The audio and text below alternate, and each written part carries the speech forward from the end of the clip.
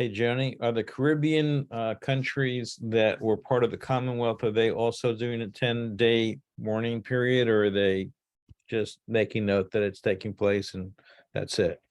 I know for Jamaica, they had announced 12. Yeah, are we doing it? Can't answer. But I know for Jamaica, we had stated 12. Okay. Well, welcome everyone to the Logical Logistics Tech for Toastmasters training. Now, today we have a new innovative software that is built on the world's most popular platform, WordPress. I can't go into the details, and if I could, would need to have David here to explain, because I mean, after all, he created it. If anyone knows about what it's about, it would be him. It's user friendly. It's here to help take your experience to another level, but also make it easier for persons like me who are Windows babies and really can't do the DOS back prompt as easy, point and click generation after all. Based on that, he's here to show us how to use it. But it's not only for Toastmasters. It can be used for so much more. And he's going to explain how we go about customizing that. David Carr, let's hear about Toastmost.org. All right, thank you, Jody. So I did not create WordPress. WordPress is this thing that is pre-existing, and that's part of the beauty of it, is that I am able to add some polish on top, some Toastmasters features on top of a widely used piece of software. Now, it may be that some of you have never heard or barely heard of WordPress before. I mean, if you were in IT or if you were in digital marketing, you would know WordPress, at least by reputation, if not having used it on your own projects. It is the world's most popular website software for organizing websites. It was created by bloggers for bloggers to make it easier for them to focus on creating content for the web and publishing it, rather than focusing on the technical details, at least not all the time. And so it has some features. I mean, I sometimes used to say that it was, don't be intimidated. It's just a glorified web-based word processor, which is sort of true, but there are elaborations beyond that in terms of how you work with it, how you create a really great looking WordPress website. And in particular, I've been working on how do we make the branding conform to Toastmasters International Standards, so you don't get these nasty emails or calls or people telling you that you're in violation of some Toastmasters standing. Those aren't the colors we're supposed to use on a Toastmasters website. Well, this kind of steers you towards the colors that you're supposed to use on a Toastmasters website, at least as the defaults. And it has features built in so that it's not just your marketing website, it's also your agenda management website. Now, it's not the default. The thing that Toastmasters International makes available to use for free is called Free Toast Host. And there's another piece of software some of you have experience with called Easy Speak, which is more of the functional back office for organizing your agendas. I'm trying to tackle a little bit of both so that you can have one website that projects a strong image to the rest of the world, and also is your functional website for managing your agenda, recruiting people, signing up and registering guests. I'm going to show you a bunch of different things that you can do with a WordPress website that hopefully you're going to find of interest.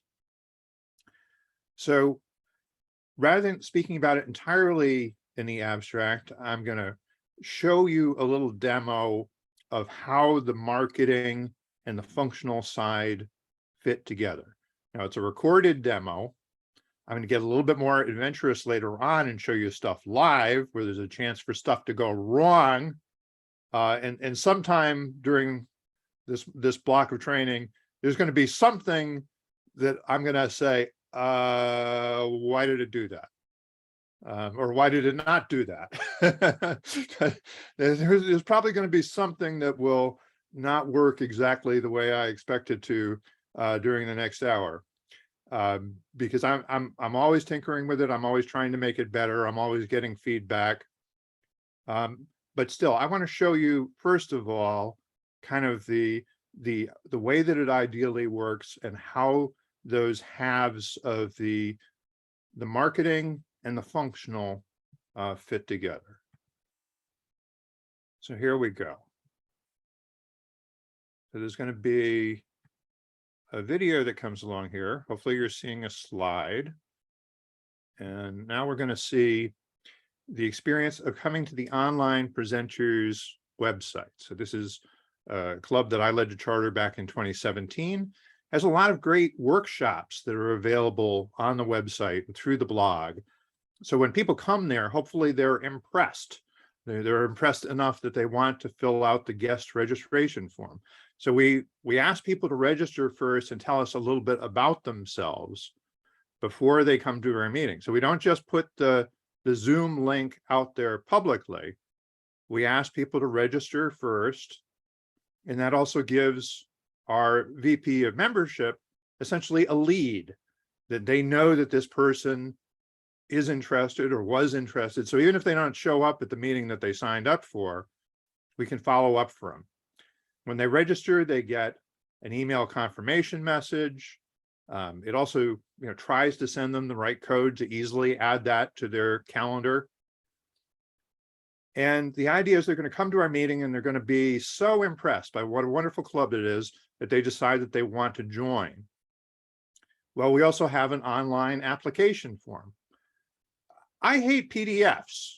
Toastmasters International kind of runs on PDFs that they want you to pass around. Send people, if you want to do something online, send people a PDF of the application form. Well, I have gotten Toastmasters International to accept this as a valid application. It includes all the same language. You sign it by typing your name, and it gets emailed off to the VP of membership. You can have payment integration built in, so that as soon as somebody registers, they get a prompt to please pay. They can pay with their credit card, and then they're off to the races pretty much. There's also a process where the VP of membership goes in and approves that application and gives the person an account on the site. So here we've turned around and now I'm a member of the club. So I can come into the agenda and I can click to accept a role, which is obviously one of the things we want to do. You might notice that there's also a little, would you like to sign up for the next meeting thing? So they're trying to keep people in the process of signing up for roles for future meetings. Doesn't always work, but we give them the opportunity. I can also, if I'm the meeting organizer, I can either assign somebody else to a role, or I can suggest that somebody else take a role. And when I do that, I can see when's the last time they served in this particular role. So I can nominate the person to speak who hasn't spoken in a while, or to fill some other supporting role who hasn't done it in a while. So there's a lot of intelligence that we try and build in here in terms of keeping track of what people have done before and making sure that we sign them up for the appropriate things. We do have all the pathways projects in the system so that we can have the correct times loaded in. So depending on the path that they choose, the projects in that path are displayed, that path and that level. And we have an online evaluation form. Well, this is sort of the same thing. I said I don't like PDFs. You can email PDFs back and forth. So somebody somebody gets your evaluation form as a PDF, they print it out, they scan it and send it back. I mean, that's a lot of unnecessary work to my mind. So this is a web-based version of the forms that I've managed to create. And I think we have them for just about every project. If you come across one where it doesn't load properly, you can let me know and we'll try and add it. Actually, it's not shown here, but one of my clubs has a number of English as a second language speakers. So we have some additional prompts that can open up for the person who's speaking English as a second language to get feedback on how their pronunciation was and so forth. Let's say this is something that came up for doing voting during the course of a meeting, and I can actually show you this live in a few moments. But the idea here was we can copy and paste. So this is particularly for online meetings. We can copy and paste into the Zoom chat, and people can click there to register their votes. So now I'm in the role of the person who is voting on best table topics. And as the vote counter, I'll be able to see as the votes start to roll in. I have an even more elaborate version of this that's for doing contests, where each judge gets a coded link that allows them to fill out a digital ballot. And then the chief judge can be watching as the votes come in. So I'm just trying to give you a sense of some of the possibilities. Really, a lot of this comes out of the fact that I've been heavily involved with one of the online clubs. I'm involved in a hybrid club now as well. And so I've spent a lot of time rethinking how these things ought to work in this new world. And so I think that might be the end of my demo stuff here. Yeah, let me move on.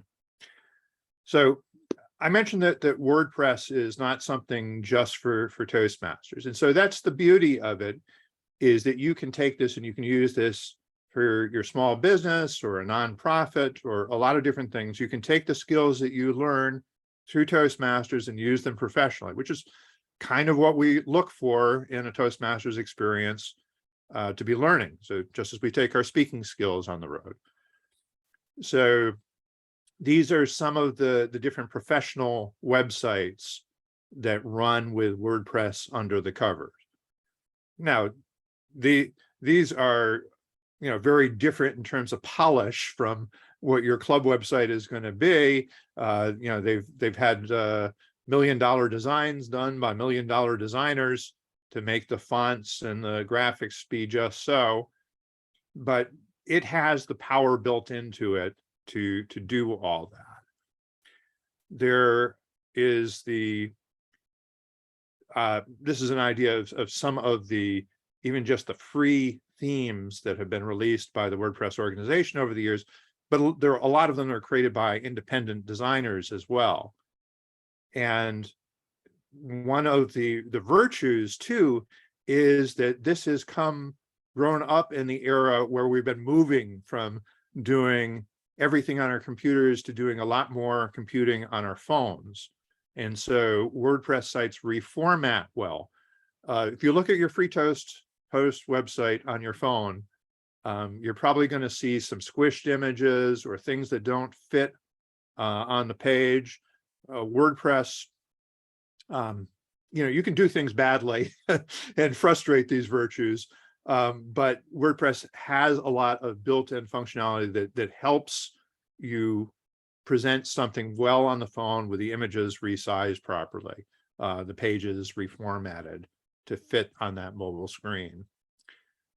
These are examples of some of the designs that I've customized for Toastmasters use and run by the Toastmasters branding police to make sure that they won't get you in trouble. Just examples of some different designs of different club websites. So there's a fair amount of variety that can be built in here. And one of the things that I've always thought was important is to think about the linkages between social media and email and your website.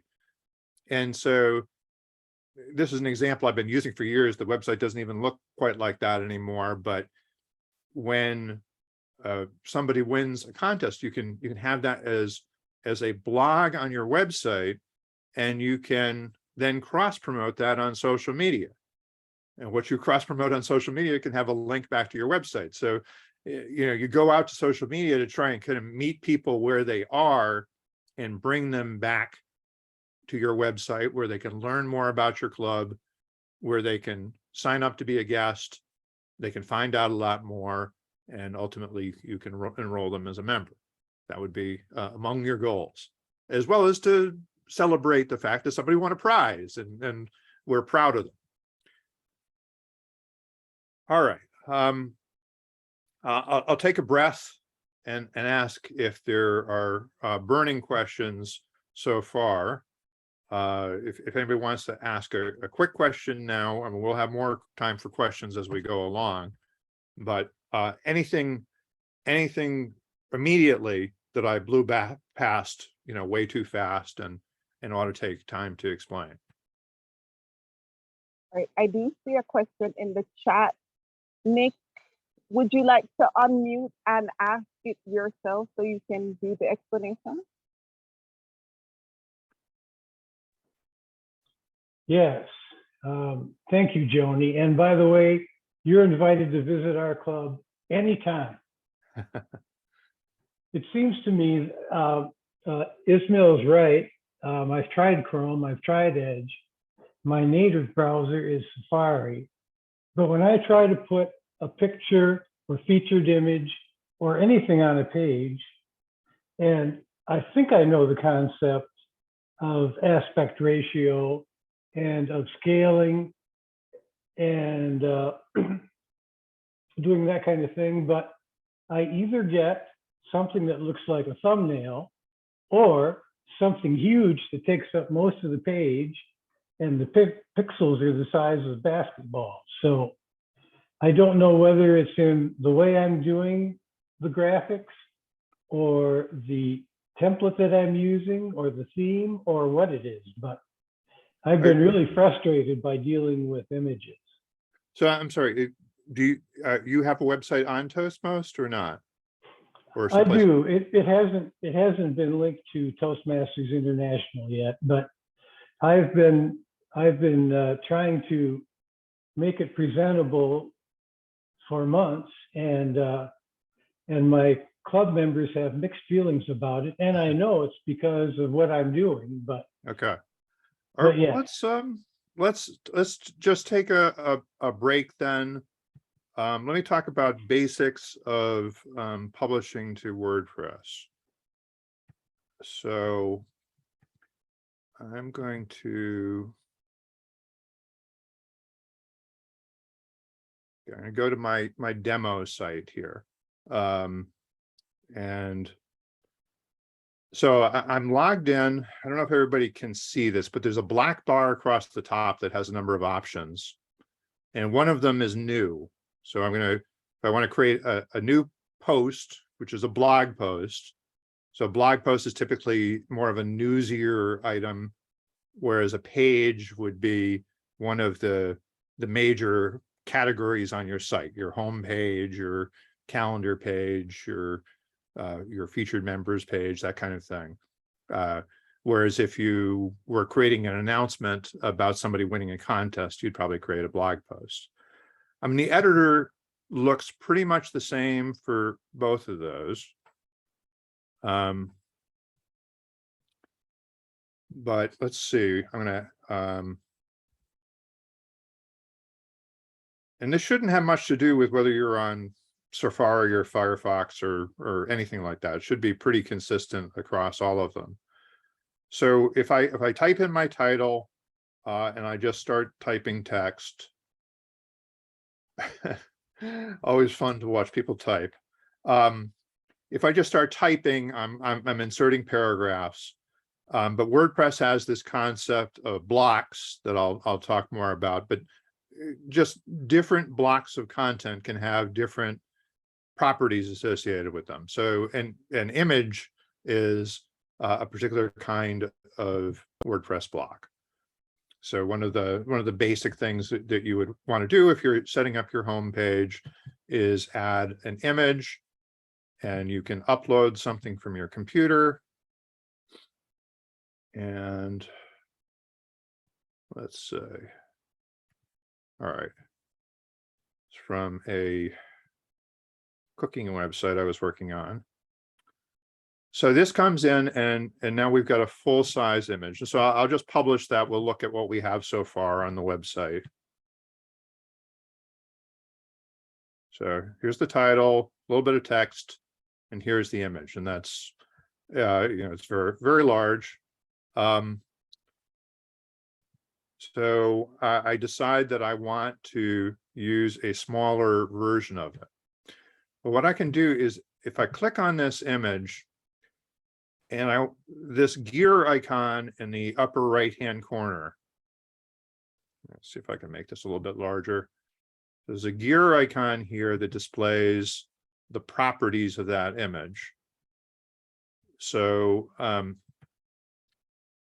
one of the properties is, do I want to show this full size, or do I want to show it as a medium size version or a little thumbnail?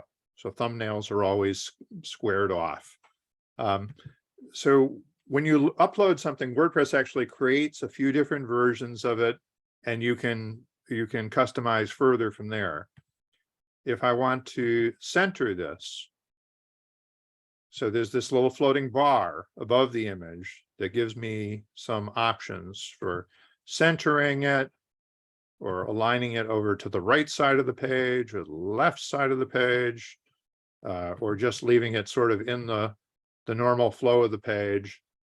So those are all adjustments that we can make in this image size. And actually over in the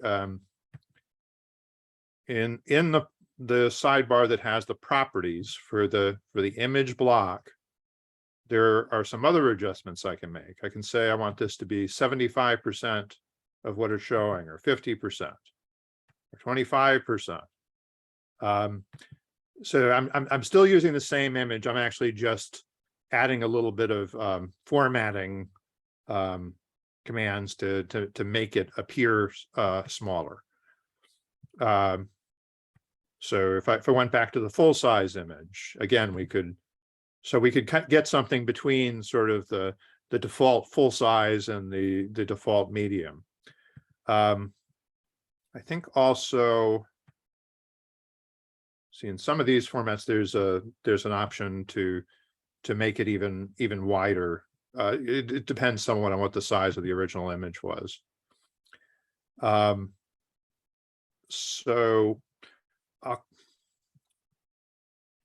Well, while I'm in here, let me just show you something else that I always love to show people, which is how easily you can embed a video in here. And look for Angela Heath contest. Let's see if I can find. Okay. This is my friend Angela Heath, who just won the international placement for well, we get an ad popping up if we try to watch it on YouTube.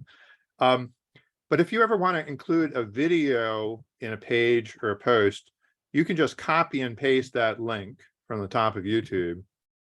And if I paste it into my page or my blog post, it automatically inserts the YouTube player code to embed that in the page. So I can update this and go out and view it.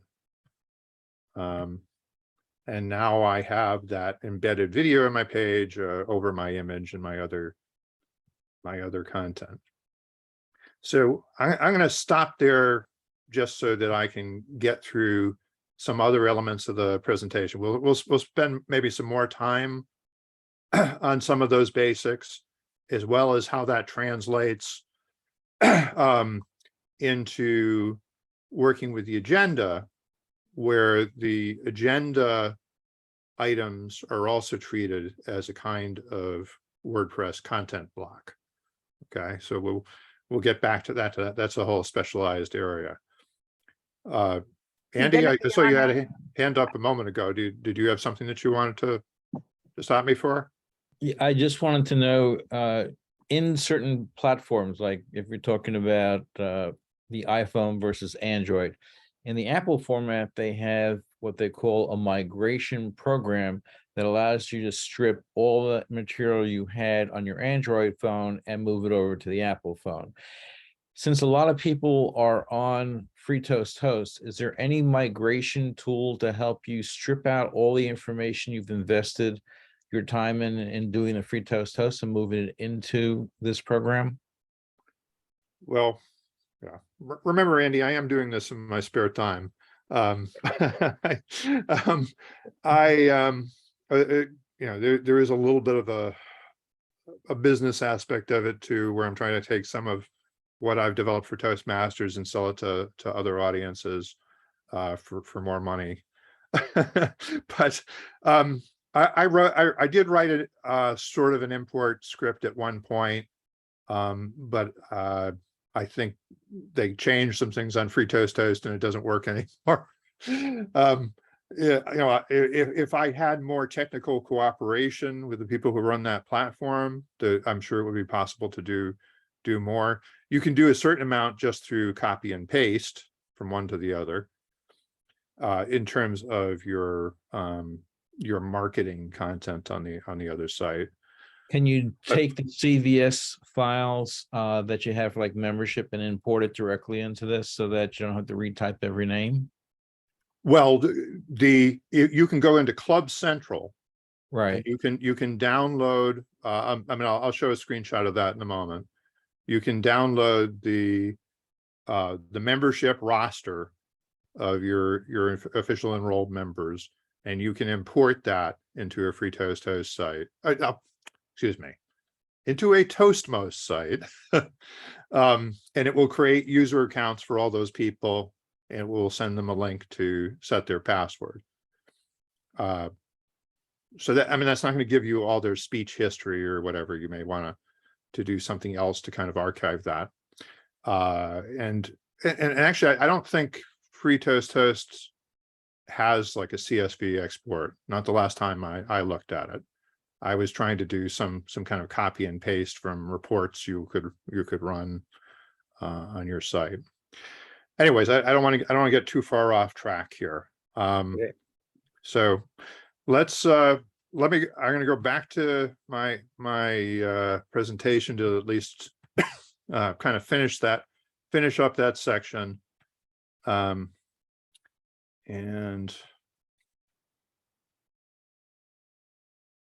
this is what we were just talking about. So there is a screen in the administrator's dashboard that you can go to, and you can add member accounts one at a time, but you can also get the export from Excel or export to Excel, or what's called a CSV file, comma separated values, which is basically just an export of your membership roster. You can get that out of Club Central. And on the right where it says batch import from Toastmasters.org.spreadsheet, that's where you're importing that whole list.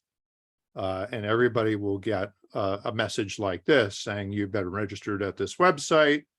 You know, please log in here. Here's your default username. You can set your password. And then they can start to interact in terms of signing up for roles and so forth. Now, when I guess the burden of being the administrator of one of these sites is you're going to get a kind of a long, complicated dashboard view of everything that you can do with WordPress or with my extensions to WordPress. I do want to let you know that the basic member doesn't necessarily see all that overwhelming complexity. They basically see a simplified dashboard that gives them access to a few places where they can see their past speeches that have been recorded through the agenda.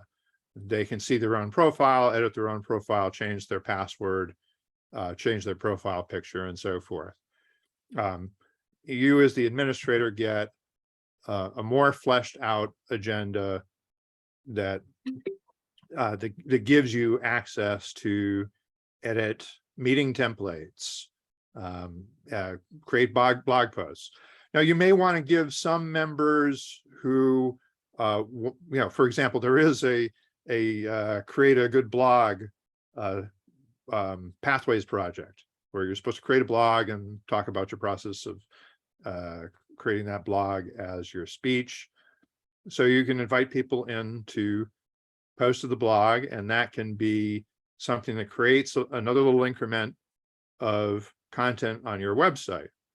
Everything that you create on your website is something for Google to index, is a way for people to find their way to your club. And so, I have blog posts that I put out there sometimes years ago about how to video record speeches and share them, even with people who are shy and don't necessarily want to become YouTube stars. You can, so some of this content from years ago continues to draw people into some of these websites.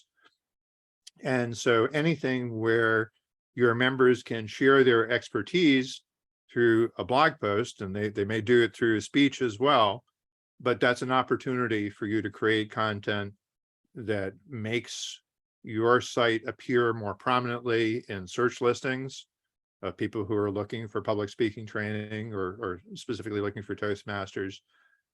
So you may want to invite people not necessarily to get access to all the administrative functions, but to have the opportunity to post to the blog. So there's different security levels. There's the administrator who can do anything. There's an editor. There's an author who can publish their own stuff to the blog. There's a contributor level, which is I can post something to the blog, except I can't actually publish it. Somebody else has to review it and publish it for me. So that's sort of a little bit of a guardrails thing where you'd like to invite somebody, but you want to take a good look at it first to make sure that it's nothing that's going to embarrass your club. When you set up the site, there is this concept of a wizard on the site that tries to walk you through, sort of like if you've ever used a program like TurboTax, it tries to, guide you through. And maybe I don't know if that's too much of an American reference, but QuickBooks. for some of you who have income tax, walking you through depending on how much you made, here are the things you have to calculate, or the system helps calculate them for it. So try and walk you through the process of setting up your website. And we do also send out these email reminders of, here are some additional things that you might want to do. You haven't set up online payments yet. Here's a link to a help article about how you can do that. So I think that the thing that people sometimes get overwhelmed by is that there are so many options and they don't know how to learn it all. Well, you don't have to learn it all at once. I think, first of all, concentrate on creating a nice homepage for your club and maybe working on the agenda for your club so that you have a nice digital agenda where it's easy for people to sign up. Concentrate on those basics first before you worry about everything else. And then just knock out those other things a step at a time. And this is actually some of the most of the people coming to the Online Presenters website go straight to the home page, but we do have this blog post about how to start your slides more smoothly in Zoom that people come in and look at. So different blog posts, different workshops are things that are still drawing in visitors to the website a long time after they were first published. So you want things like that that become magnets for your site. And this is some of that same data. This is looking at, you know, what kinds of things were people searching for when they found their way over to our website. A Toastmost website is not free. Now, technically, I give away the software for free. So you can go to the WordPress.org repository and you can get a free copy of the software, but you still will wind up paying somebody to host that on your behalf. And the advantage of the Toastmost service is that it's pre-configured for you, should be easier to use. And I deal with some of the back-end techie details so that you don't have to. So I'm sorry, the screen says it's free for 6 months. It's actually free for 3 months currently.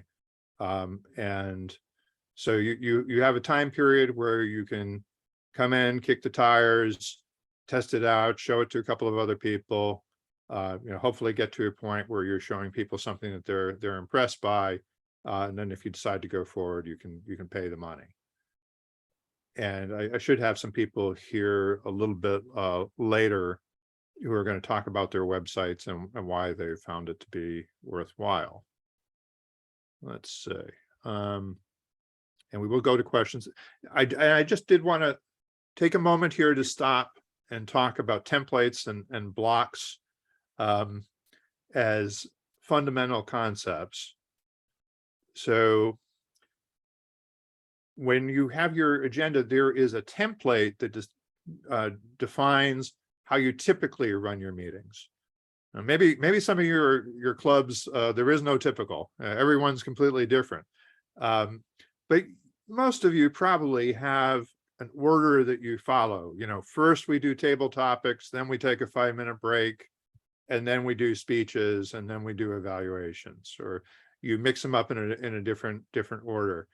Now, the specific names of the speakers change from week to week, and that's taken care of by the software. But the kind of the model for it is the template. So I tell people to think of it as being like the template is the cookie cutter. You don't want to bite into the cookie cutter.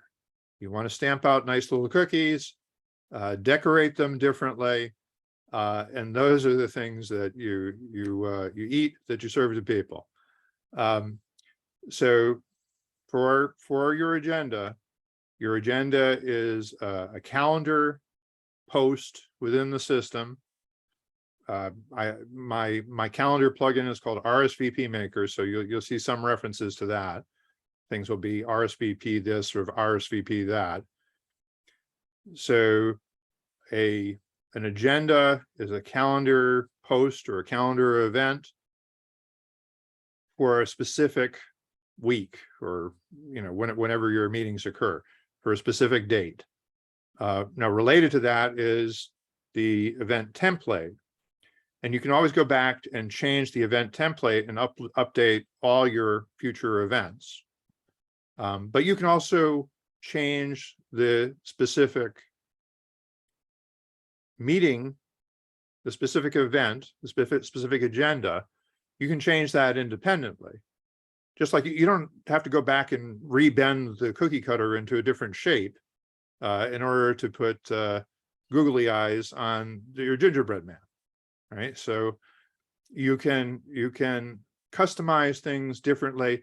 You know, common example is maybe we normally structure our meeting with 3 speakers, but on a particular week, we know that the area director is visiting, so we're going to pare it back to 2 speakers and 2 evaluators and a block of time for the area director to speak. So that would be a typical variation where you might want to edit that specific event independently of the template. And then blocks, I've already talked about a little bit, are just the notion is just they're building blocks of your website. So We have calendar block, or rather paragraph blocks are sort of the default.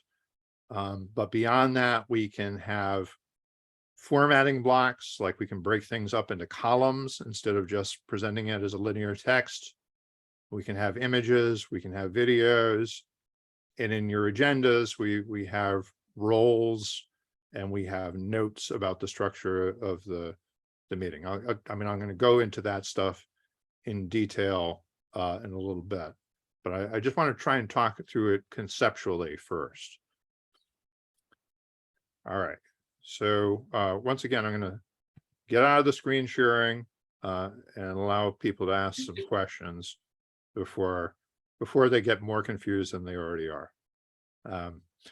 Because I go into this saying I'm going to show people how simple it is, and then I talk about all the complexities, and sometimes I scare folks off. So I'm trying to do well. I'm assuming that you'll be showing the blocking and later on For on what you just spoke on. right, yeah, I'm gonna go to it in more detail.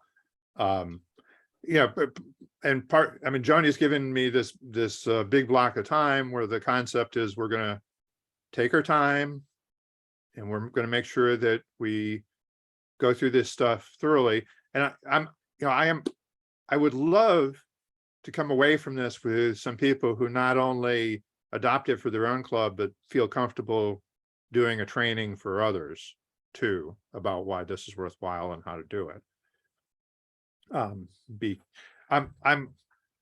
getting slightly beyond the point of being a one-man show, because I have this woman, Lonnie, who is a professional web developer who has contributed some code, has critiqued some things, has helped me out. She might have been here today, but she had another commitment. So anyways, I'm gonna I don't want to go too long at all without asking for questions, but if there's no further questions, I'm gonna I think I might next go through a few slides about what to put on your website. Actually, there is one other thing. Let me just show you a couple of live sites just to give you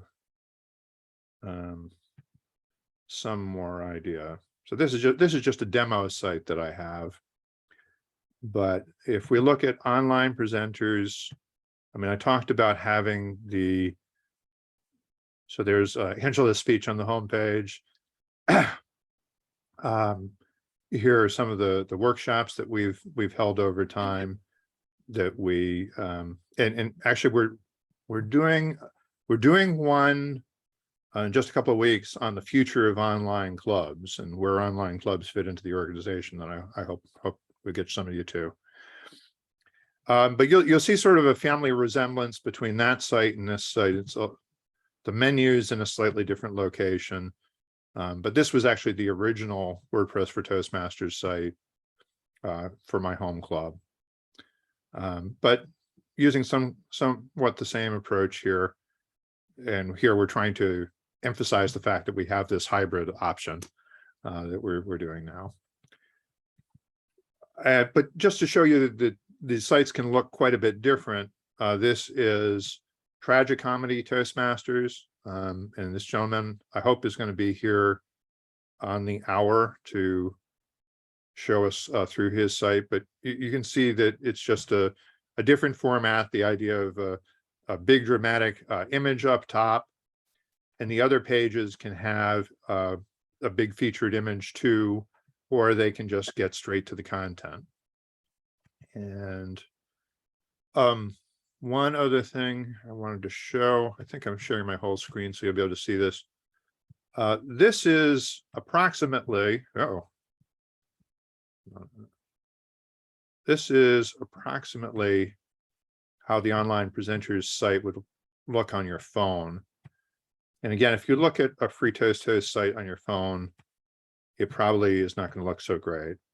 But this content here is presented as columns two columns side by side on the desktop version of the site, but it just automatically reformats to be one after the other when you're viewing it on your phone. And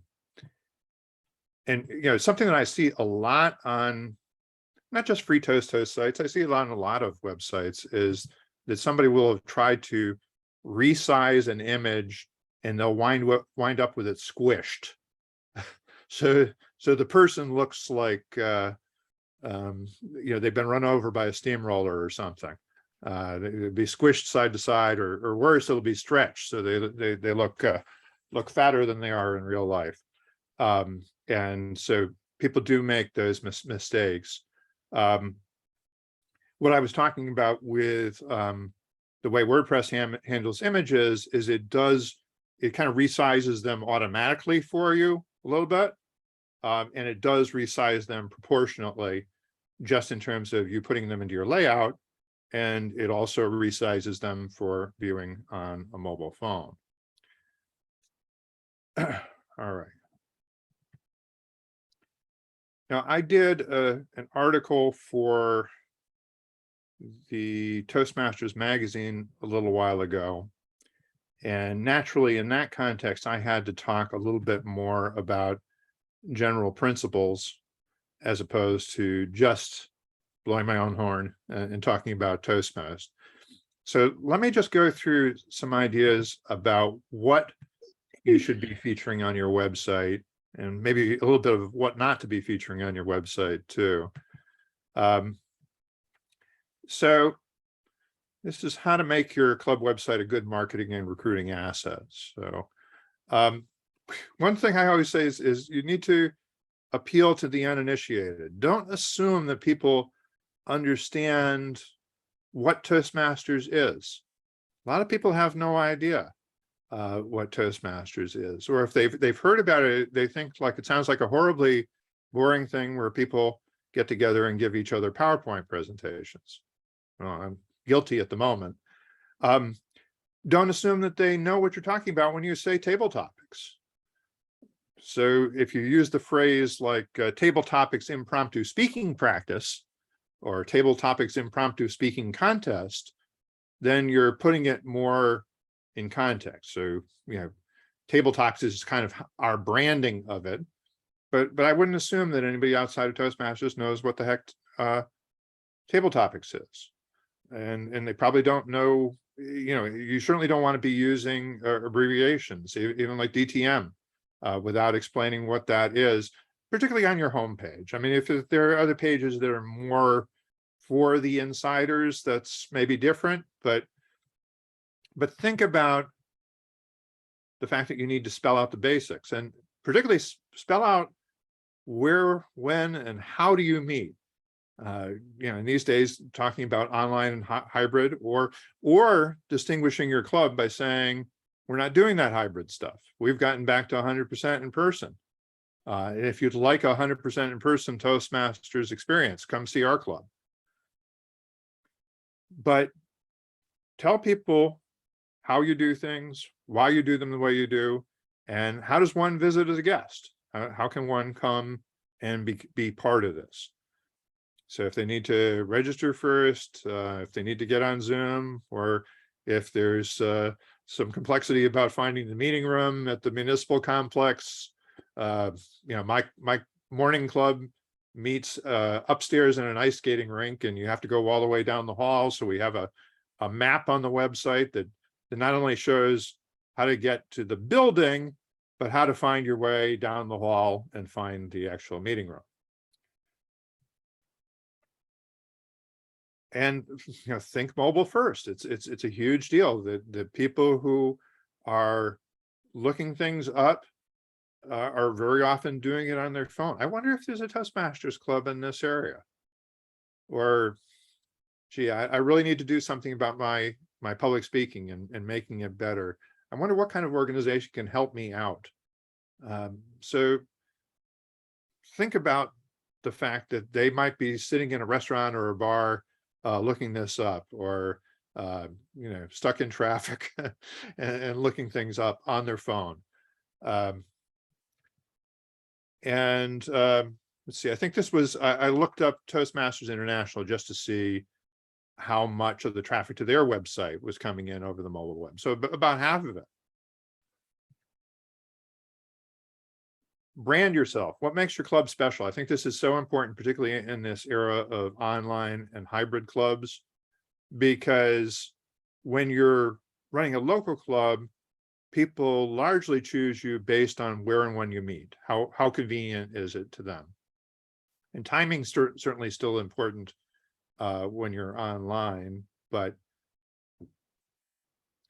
one of the trade-offs of going to online or going to hybrid and saying, wow, this means we can recruit from people all over the world.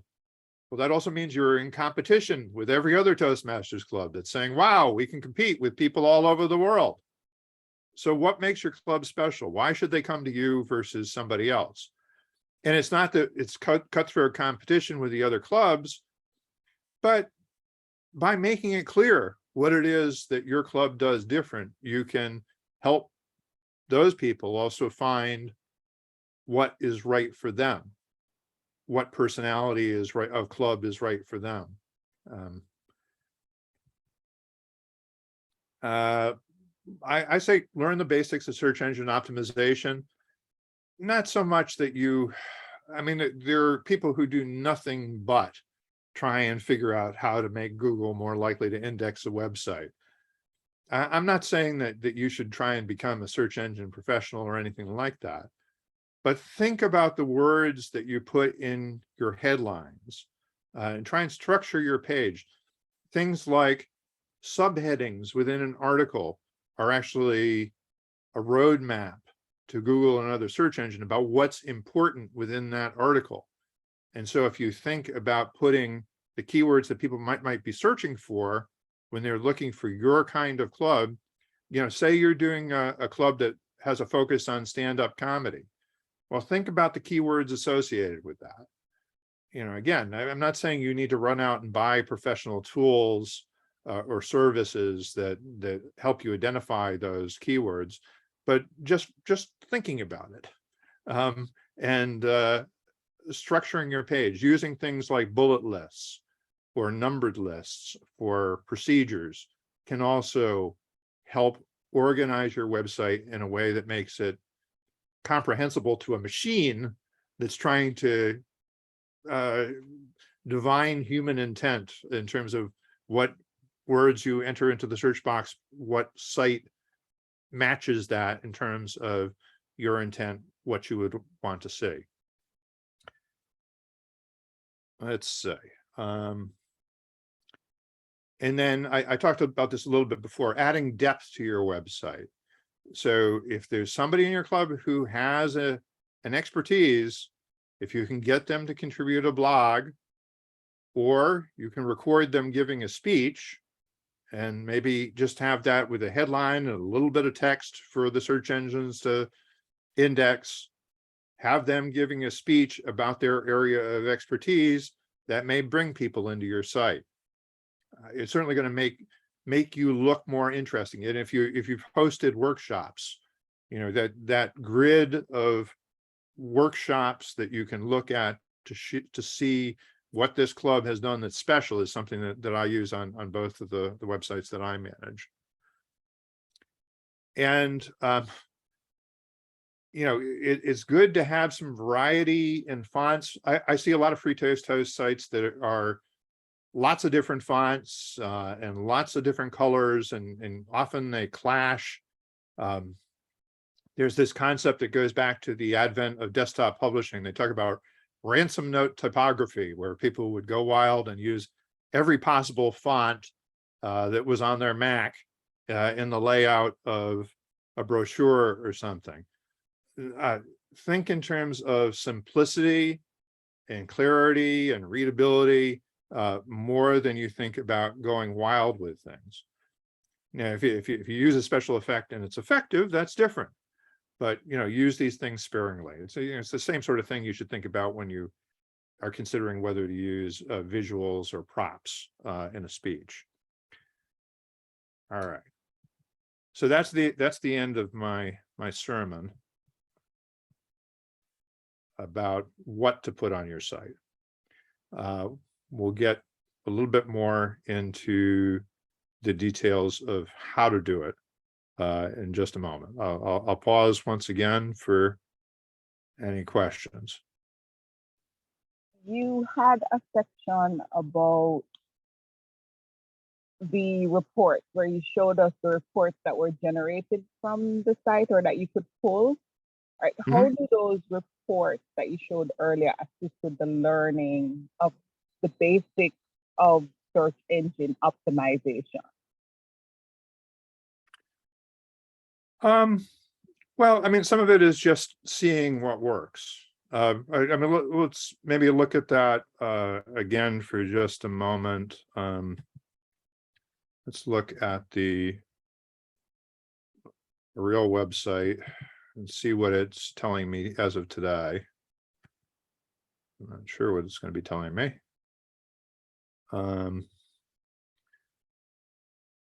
So I have this plugin called Jetpack that gives me some basic stats. And there's lots more elaborate ways of doing this. But this will give me some basics about patterns of traffic to the website. So I can see the days where we had more traffic. And I can see, maybe make this a little bit larger. So these are people who came to the home page. These are people who are looking at the workshop that we're advertising on the future of online Toastmasters. And then there are some people looking at older content. And we can see that that was just people who are looking at it today. Let's look at a day. See if I can go back and look at a day where we had more traffic. Let's see. That load.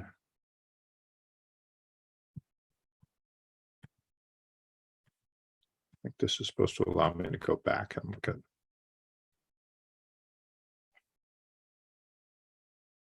Yes. Well, now I can look at today versus yesterday. So we can see that yesterday there was a slightly different mix of things that people were coming in to look at. For some reason, I'm having trouble going back to a specific event. I know it says I can see more details over here. Let's see.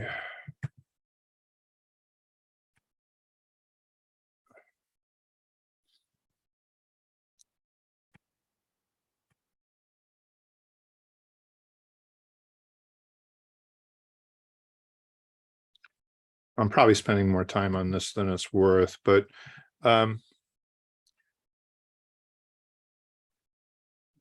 you know, some of what you can. So okay, so this is probably around the time that one of our club members won the contest for video speech contest, which is something that members of online clubs who are not in a district can participate in. So I think when our member won that, we got an influx of people coming to check out the club, which is great. Let's see. And actually, I should take a break because Joseph Essler is here. Hey, Joseph. Hey, David. Great to be here. I had invited Joseph to do a little bit of show and tell of his website, of how he developed it, and talk about the process that he went through in learning this stuff. I think you mentioned that you had a little bit of previous WordPress experience from some other project. But if you could, Joni, if we can give him co-host. Already done. All right. If you Perfect. could please share with us, Joseph, and just talk through us a little bit about tell people about the club, the nature of the club, and where the website fits in with how you've been promoting it and making it successful. Sure. Thank you, David. Pleasure to be here. Tragic Comedy Toastmasters is the club which I established to complete my DTM. This website was the key piece, I feel, in that whole process, from getting people as guests to getting members to ultimately getting club officers and finding my own personal successor as club president. I had, as David mentioned before, done other websites through Toastmasters, free Toast host, obviously, that's the easiest one to do by default. And then I was a district webmaster where we used Joomla. Played around with WordPress a little bit here and there for other projects for school, and then got involved with creating this Tragic Comedy Toastmasters website. Wanted something different to separate my club from all other clubs. And this was that key piece. People, when they think about doing Toastmasters, they don't think that the website is mission critical, but it has saved me so much time with all the features that it has to be able to have all my club members become self-sufficient. Let's take a look at it. I'll share my screen right now. And we all know that this is how people find us still. They go here and do the Find a Club page, and they'll see my club here, which just so happens to be in the area of Cambridge, along with being listed here as an online club. They'll go and click on my Tragic Comedy Toastmasters listing. Some people will join the Zoom link right away.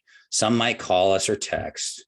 Some might click the contact button, but most people are going to click right here and then go to the club website. And then they see this landing page. It's just so beautiful in my mind compared to the other options available. We are Tragic Comedy Toastmasters, where tragedy meets comedy. You can fully customize that. And then we have this image here in keeping with what we do. We have a lot of stamp comedians where that's a microphone representing that. And then you can scroll down as a guest to see some pictures here of us being silly. As you go down, you'll see some options for some meetings to RSVP now. Some people might not be sold right yet. They'll want to see some more information, learn more about us, how we're a thespian club with a focus on dramatic arts. Then they'll see all of our accolades here. David has made this so easy to do. You could just edit the page and then scroll down on any page. And it's just all right there. You could type in, and we just had our Club Mentor of the Year become the district winner of that award for Club Mentor of the Year. And I just added him here. And then we have a cute little video here, which I'll show you just a few seconds of it. So it was so easy to add this. I just uploaded the video and then pasted it right in this section.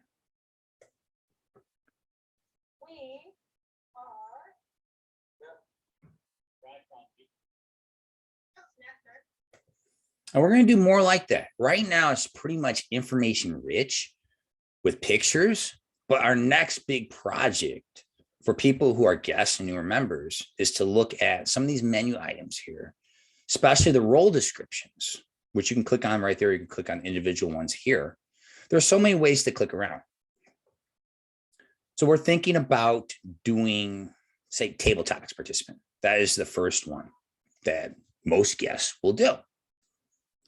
We'll add a video here to just explain that. And if people want, they can go and look at all the other ways to practice impromptu speaking. I just copy this URL when we have a guest who's thinking about visiting our club, and I send them that to give them an explanation of what table topics is. They can look at this link here. Whose line is it anyway? That's improv games. That's how we do our club, being tragic comedy. And then they can purchase these materials here, which we directly link to the Toastmasters store to get more practice. And we have some people who do that. We have somebody who's newer who is killing it because he did all of these things, and we're going to have him do the video. We're going to have different members do different roles, and it's going to become even more media rich. But right now we have that solid foundation. So if you were to just go to the home page, think about RSVPing, that button sticks out right here, plain as day, RSVP. And in case you're wondering, I have a spreadsheet here where I look through all the metrics, and we can just scroll over here on how people heard about us. Early on, we started a little over a year ago. It was mostly the Find a Club page on the Toastmasters International website. But as you scroll down, you see more and more we're getting the club website for people who are hearing about us that way. To the point where towards the bottom, it's almost exclusively the club website. And then we have some word of mouth. So we get more and more members, and then we get word of mouth, people I know and other people know. But for the most part, if it's not somebody you know, it's generally the club website. So we could go ahead and type in here. Let's see, Rachel is one who came recently. Was going to come recently. And we'll just type in her name here, just to give you an example. I don't remember her email or phone, but then we added this so that people can add their gender pronouns. She did, she, her. And so a lot of people write a nice little note. They'll say, oh, I'm an experienced Toastmaster with a DTM, member of 3 clubs. Or they'll say, I'm brand new, getting my feet wet. I'm very nervous with doing public speaking. They'll consent here and hit submit. And then we'll get that email right here from that Rachel Gomez. With all of this information listed, our VPPR can easily get in touch with her and then add that person to the master spreadsheet I just showed you. And then the next feature would be to scroll up here as that VPPR or any member logged into the site and adding Rachel here to do table topics, along with sending that link that I mentioned. And she could look it up right here. We have so many different places. She could look it up right here and just click on that and see it right there. You can go here, click on it here. This is how it's so easy. We just make it foolproof. And you see this on the back end too, with the way David's designed it. When you're doing more administrative stuff, as I'll get into shortly, you can click so many different places to get to the same destination. Now, what if you have somebody who already is a member? They're not a guest. They're getting more established. They already have a user account. I'm not going to go through that. I imagine David already did that. They are looking to sign up for a role and get other people, perhaps in the case of being Toastmaster, that's what generally is the biggest role. They're getting other people to fill up the agenda. Let's look at how we do that on our website. So let's say next week here, you just go through it that way, or you can scroll down here. A lot of people will click on it here. There are so many different ways to get to that day, or you can look it up on the calendar over here. That's what a lot of people do. And even with the calendar, you have multiple options. You could just keep scrolling down, and you'll see the agenda, and you'll scroll down forever and you'll see all the upcoming agendas. Or you can go over here to the calendar itself and then click on the specific day and see only that day. And then you'll see I'm the presiding officer. I'm the vice president of education. I have to go over a few things having to do with renewals. I'm filling in because our treasurer is out on vacation. And then we're going to have some people such as the Toastmaster Kunal is going over what he's going to do with his role. Let's pretend I'm Kunal for a second. He can add the theme here, and he will go ahead. You can see we have all these options where you can add announcements, first time guests, or we have a new member, Kat Langmead, who just joined. And then he could add the theme here as well. He could, let's say that we have fall coming up pretty soon. We'll go ahead and add fall. Okay. And then that will add the theme. And then we'll see that. And that is perhaps one little thing I have noticed. And this is a give and take, as David has made clear that could be a nice little feature to add only one, but he has so much on his plate. That's just a little thing. I'll work around that for now. All right. So we have that there. And then, all right, what am I going to do next as Toastmaster? Typically, I'm going to want to suggest roles to people, and then I'll follow up with an email to everybody. That's how I like to do it. Everybody has their own way. So I could suggest a role, and I used to fill this out with nominating somebody. It's very nice to have this text box here. You can send them a personalized message why you feel they'd be great for the role. But at this point, people they know the roles and they just trust me. They're getting to be a little bit more experienced and they just know I'm pinging them to do something. It's only a suggestion and they could do anything that they want. So in this case, I could pick any member. And what's so cool about this, everybody, is you can see when they last did the role.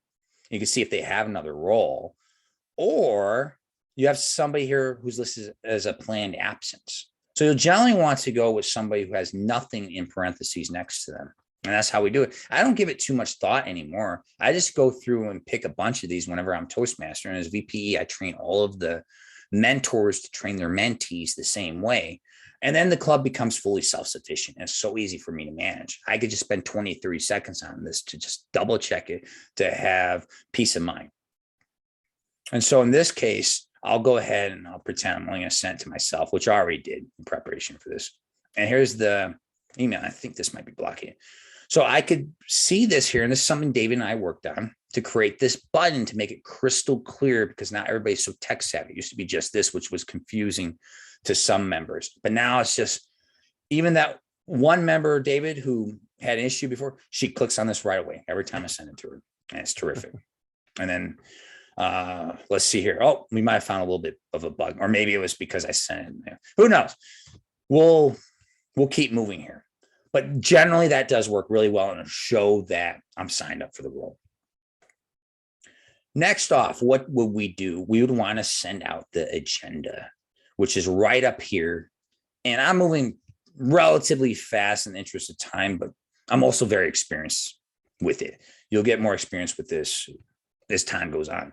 At the very top is where I scrolled back up to of the agenda. This is on every agenda where you can go and select email. And then what I like to do, I have a little canned thing that I already sent. So I'll go ahead and just pretend like I'm copying and pasting it right here. And then paste it right in there. And then I'll just, typically I'll send it to myself to test it, which I feel is a best practice. And as you can see right here, that what I like to do, that's my own personal style. Everybody does it a little differently. I just talk about something positive, and then who's Toastmaster, what their theme is, as well as the word of the day, and then something personal at the end. And we have people all over the world. We just had somebody who joined from Australia, which is super exciting. We get to hear all these lovely different dialects. I'll go ahead and send that. And then here's what you'll get. You'll get that message right here. And then down here, you'll get to see the entire agenda. And they see this is something that's more typical announcements. We just had a whole bunch of education achievements that we want to honor over the past year. And we just listed all those in the membership renewals here. And then a link to the Toastmasters promise before they renew. All of that's made super easy through Toastmost. Normally, there would be a one-click here, but we have a full agenda because of this website. It's so easy to get a full agenda through the suggest feature. If there were any items that were not available, there would be a message here with a hyperlink to click on it that would say one-click sign up. So that's something that you would have if any roles were still open. But we're all full and we're 3 weeks in a row doing that. Those are all the features as a regular club member. We've covered guest, club member. Now let's wrap up here with officer. We have a whole bunch of officers here. All of them listed with their email addresses, which are all Toastmost branded. That makes us look more professional rather than a bunch of school or Gmail addresses. And then that automatically forwards to whatever your individual email address is. Let's say we want to look at vice president of membership. Just get a sense of what this role is. I just copied this from the TI website. I adapted it slightly. I have all these steps that you have to do for this officer role. I have everybody, for the most part, at least the senior officers, is partners in crime. So people work together. And that way people are in it and they're able to not always come to me or a club president. They'll have their first resource be their partner in crime. And then it's all clearly delineated here. Just if you were to edit this page, we could easily fix any kind of a typo. And it just looks pretty much the same. We could easily swap out some information. If the link's wrong or it needs to be updated, you can do that. That's the beauty of it. A lot of this hopefully will become outdated because word has it that TI is going to finally make it possible by the end of this year for members to be able to submit their own payments and applications directly on the toastmasters.org website. That's about time once that happens. Now, what else would there be that somebody with a club officer role would do? Let's click out of this. You click out edit mode just by clicking view page. Super simple. We normally would have our club officers do agendas. For the most part, it's been me, to some extent, our club president, and we're getting everybody well trained on that so that everybody's like the club president in that way, and a sort of a club webmaster, just in case somebody gets super busy. People can create a user account for a new member. It doesn't always have to be the VPM or the webmaster to do that. Let's take a look here at some custom agendas. Go back to the calendar. In this scenario here, for the most part, we have the agenda is, I had showed it to you. We'll take a look at this past weekend where we customize so much of it here based on a template where you see all the meeting roles, all those announcements. And then we like calling these presentations rather than just speeches because people do stand-up comedy, films, music, so on and so forth. And that's why we use the more general term presenter. Then we have table topics here for people to sign up, as well as evaluations. And a recap here with the reports, which you can easily see if you wanted to go to show it in PDF format. And this is one of those other things that I've just been living with because it's a little cosmetic. Somehow there's a hanging indent here, but I've been working around that. And so we have here that agenda, which is beautiful. And it has all the officers here, our club mission, along with the times, because times are so crucial here. Let me move that out of the way. I'm not sure if this is blocking you. Okay. And you see all the times here to the left. Now, how do we do all that? Let's look at a simpler version of the agenda just to make it easy, because this one is gigantic. Let's go back to one that was earlier in the month where we had a special meeting here last month. All right, we'll take a look at August 4th. We had a little bit of a field trip. I had something over summer school where we all went to my class, and we had to change a few things on this. Normally we have the other link that I showed you, which is Zoom link. This time we used a Linktree link. And you can see here that you can add these different items, which I'm sure Dave has already gone over to some extent. You have that one, which is a sign up note. You could just click on that and add it right in here. And then you can modify it. And then you could do what I did here where I added that link. I'm going to go ahead and remove that right now. And then I had something that I was working around where I had to create some duplicates, and then David eventually fixed that. And then we had duplicates, and then he fixed that. So now we have some custom code in that way here on our site. And so what we have here is, in this instance, we'll have the link so that people can join the virtual meeting, whether it's a Zoom link or a Linktree link. And then they can go here, and whoever's added an agenda. In this case, we just had a bunch of presentations for my school project where all we had was a presiding officer. We had a Toastmaster, a timer, and then we had the presentation. So we had none of the minor roles. And all you'd have to do if you want to get rid of them, just remove it right here. And then we are going to show next one that's going to be more of a special meeting. But that is how you edit it. And what you can do here, when you have a presenter, you could go right over here to the right and change the count. This time we had a half dozen. Typically, we only have 2. You can change that pretty easily. Let me show you another example of that with another meeting that's more of a regular meeting, but it was just a minor change that we had to make just recently. And then we'll wrap up with the mentorship workshop. That was completely custom code that I made right before this meeting. So it's all fresh in my head. All right, we have right here on the first, that was the meeting that was. So this was a special meeting where our honorary officer did a Q&A. So we had fewer table topics. That's usually a quick fix that most people need to know how to do. For the most part, you're not going to have to know how to do what I had just showed you. There's going to be a bit of time involved. It's quite a learning process to do that. And that's why I glossed over. I don't have enough time to do it justice. I'm sure that David has gone over that a bit already, or will, along with Lonnie. Yeah, we're actually going to back up and do it. Oh, great. Yeah, but yeah, but this is good because people can see it in terms of sort of practical impact.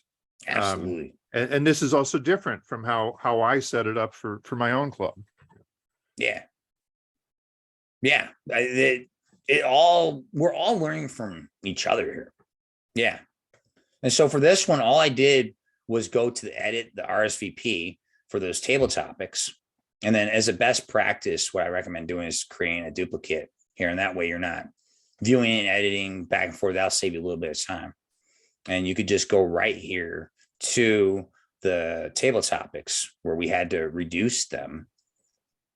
And you'll go and find it here. And I know exactly where it is. It's customer role I call table topics participant, because we had a lot of newer folks. And I just want to differentiate that between table topics master and table topics participant, make it crystal clear.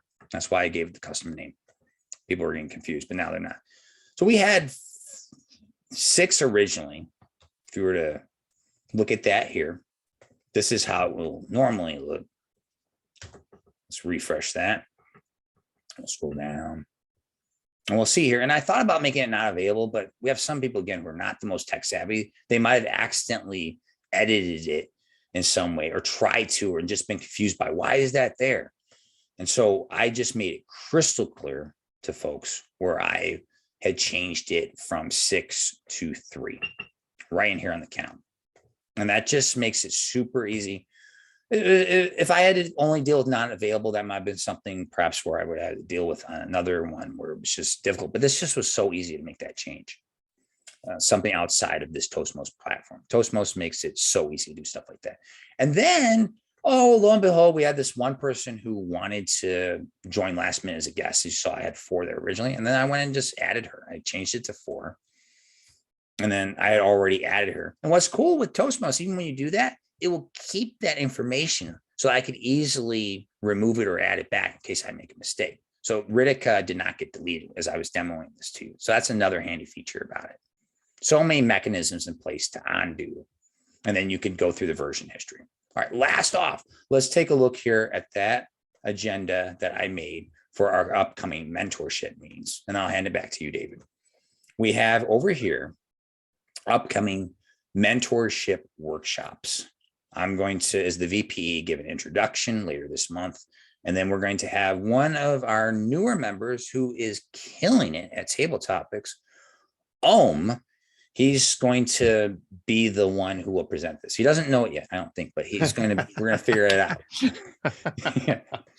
All right. How did I do all this? We're going to go over here and I see a super view because I'm an admin.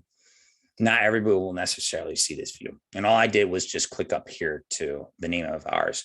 You'll see a different name, whatever your club name is. And then we go down here to RSVP events. And then we'll go over to event templates. And then we will see over here that I have the one that was already created. What if I didn't create it though? All right, let's go ahead and add new right up here. That would be one way to do it. Another way that I like to typically do it is go over to here to event setup, and I'll see more of the features in this view before I see it in the edit view. Again, there's so many different ways to do this. I played around with different wordings. This was my original wording for special event mentorship meeting before I decided on the one I showed you earlier. And then you could pick whatever you want the start date to be. In our case, it's right over here. And then I changed the regular time. Usually our meeting times are an hour. I decided this should only be 30 minutes because we're only having one presenter, and then it might even be less. We'll have a Q&A at the end, and then we'll have an evaluation to ensure that OM gets speech credit for pathways. Last off, I like to set an end time And then we're international, so I just err on the side of caution and choose the time zone that I'm based in, that everybody's going off of, which is Eastern time. And then you can go ahead and save those changes, which I already did. I'm not going to do it again. And then after you save it, you can go over to here to create update. And then you could look up that meeting right over here for the mentorship workshop. You can click on the create update, and you'll see that there are so many different options down here. It's almost overwhelming unless you are more familiar with it as I am. We have 2 that are already scheduled. We have the one that I showed you earlier for the introduction. And then we also have the one for table topics participant. You could schedule them further down here. Let's say that these both go really well. We'll keep it going for another week. I'll go down to here. This is October 4th. I would go down to here to October 11th. And then I'll go and type a more specific name for it. I'll add timer to it. That would probably be the next most logical one to do. And then we can add update from the template. And voila, it has been created. Right, so it's right here now. Let's go ahead now and let's take a look at that template, and you'll see how simple it is. This is what I recommend doing. Starting simple if you haven't done so already. This one, if we were to look at the post first, and then best practice is I like to have the post there, and then we'll have the edit mode over here. And that way you could just have them side by side, and you can make updates and refresh it. So you look at this one here. This is for the template. You'll see that we have our Zoom link there. We're going to have a mentor run the workshop. We'll probably have our club president be the one to do that for me as the presenter. The very first day, I'll be the VP as the presenter. The club president will be the mentor, along with some announcements. We'll probably think of some stuff such as renewals, and then we'll have a timer. I always feel it's a best practice to have a timer. And that's something I've always done is I run a tight ship. Everybody else has started to do the same thing. Our meetings generally start and end on time because we time everything. If you look at our timer role description here, we have that carefully outlined, and then we're timing all of the typical things you would time along with all of the other things. We time all of these to keep them a minute or less. And that makes the meeting run very smoothly. All right, well, wrapping up here, what we have are these roles, which we can take a look at in the edit mode. Let's look at a specific event now, because we see the template right here.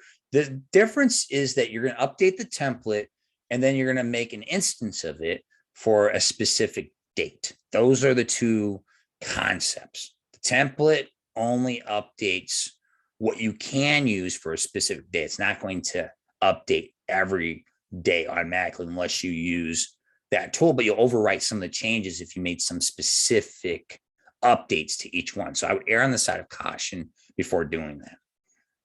Make sure that you do want to update everything. Here we have this one specifically where this is, let's look at the day here for this workshop. We have coming up here on the 27th, which you can see now on that Tuesday. It's the introduction, and we can edit this event here. And you'll see all I did was change, we had presiding officer. I just changed that to mentor right here. And then I made sure it was a time limit of I accidentally scrolled down. It's time limit of 3 minutes that the person has to do the specific agenda note item here, which is to open the meeting, explain mentorship program, and introduce meeting roles. That is what the mentor will do. They're basically an all-in-one for how we're going to mentor people. They're going to be like a presiding officer, a Toastmaster, and an evaluator all in one. And so that's why it needs to be a more experienced member who can be a mentor, and then have this person, who's a little newer, who's venturing out to be the presenter that day, who will explain how to do table topics, then give an example of table topics, and then pretend to be table topics master with a few volunteers. That's the idea of this upcoming meeting that we're going to have. And this one in particular, actually, this is just going to be the introductory meeting. So I'll go over how we'll do that for table topics during that meeting. I'll also give examples of timer. And then long-term, we'll have over the next several weeks, we're going to do this once a week. That's what we're targeting. We'll go over Toastmaster, which is the ultimate one, and perhaps even more than that, is general evaluator, where they're evaluating the Toastmaster and everybody involved. Because we do this through this calendar and this agenda platform that David has created, it's just made things super easy. It's asynchronous. We don't have to do things via email anymore. People can just go to this link and see this agenda. That pretty much, I feel, wraps it up here, David, as far as going from the being a guest to being a member to being an officer. I'm happy to ask any questions.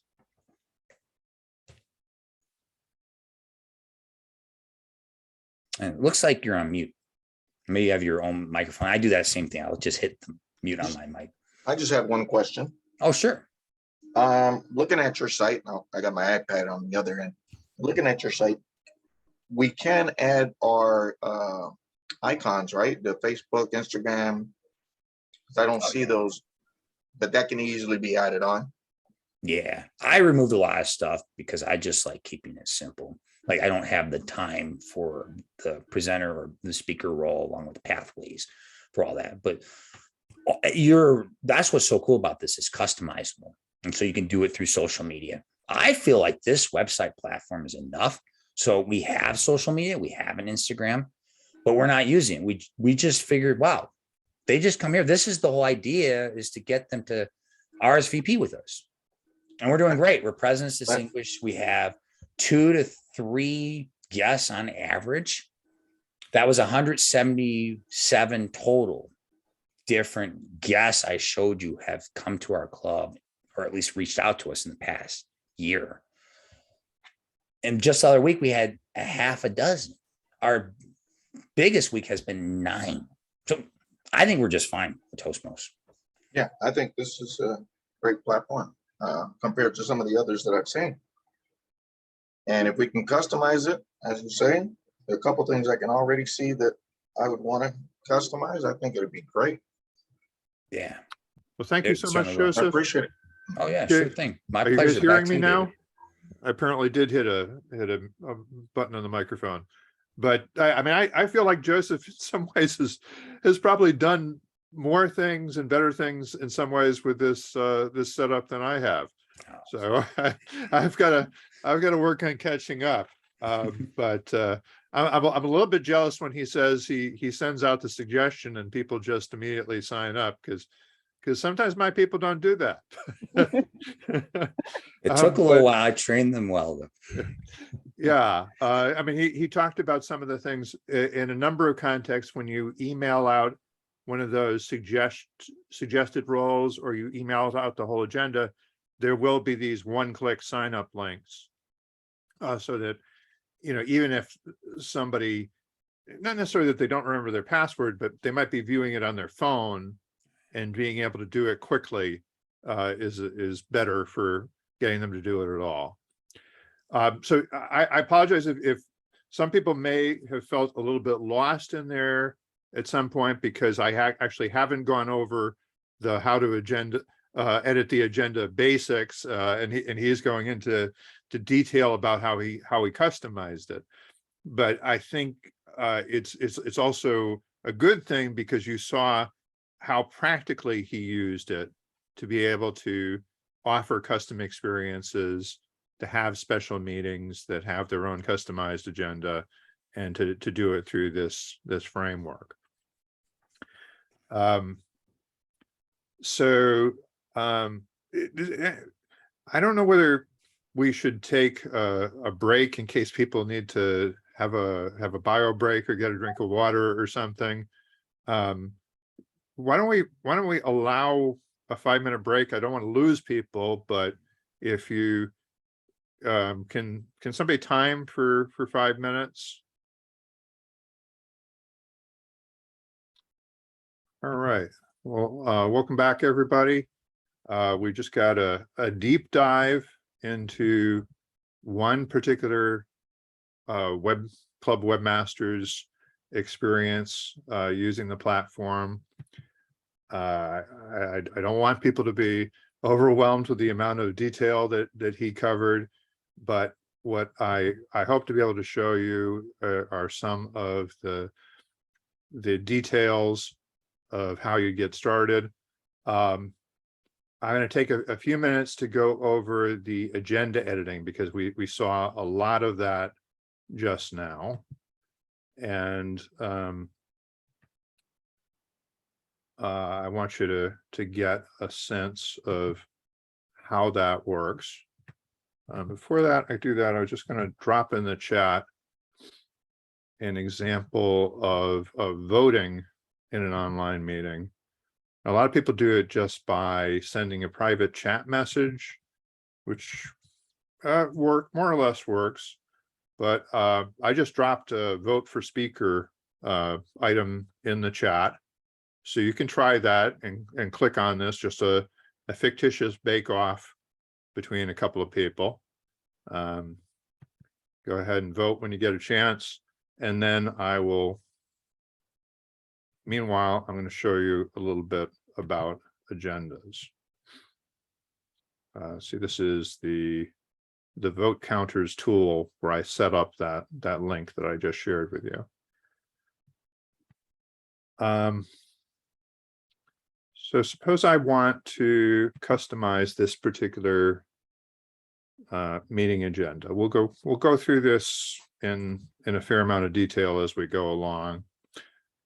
But there's a little warning up top that lets me know that I'm editing one event in the series defined by a template. And to make changes, you can apply to all your meeting, the whole series. You can switch to this edit template mode. But suppose we just want to make changes to one specific meeting. Well, there's this concept of blocks that I've talked about.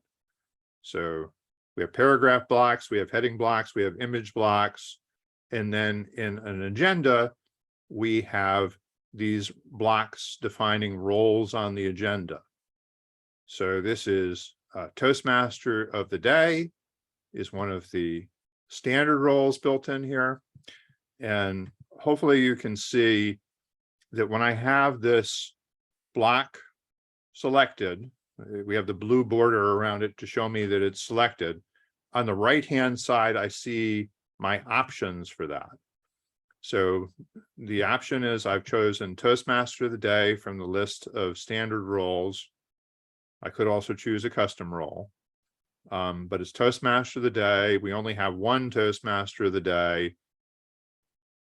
And when he's introduced, the Toastmaster of the day here is being allowed 4 minutes on the agenda. And there's a little explanatory note about this is the person who introduces the supporting roles and leads the whole meeting. Now, if I scroll down to speaker, again, this is going to be a standard role, but we can select that we have 2 speakers in a meeting and that we allow them this much time on the agenda.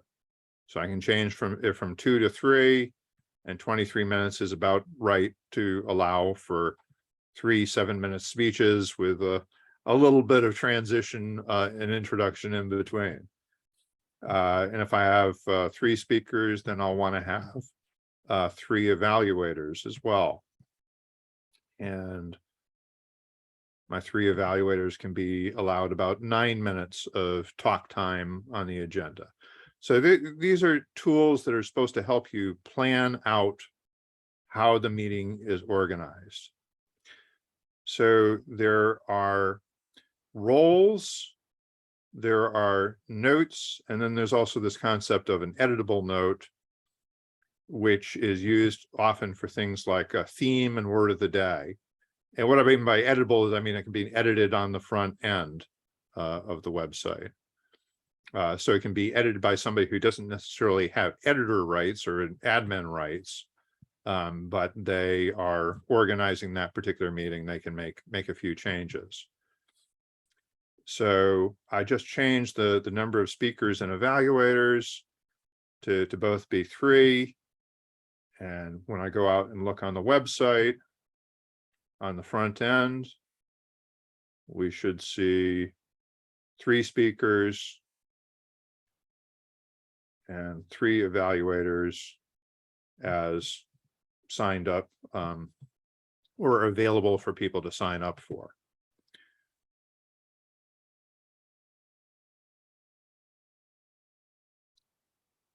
So now if I wanted to change my standard meeting template, my standard model of how my typical meeting runs, then I can go up to the top, zoom in here a little bit more, no, not that much.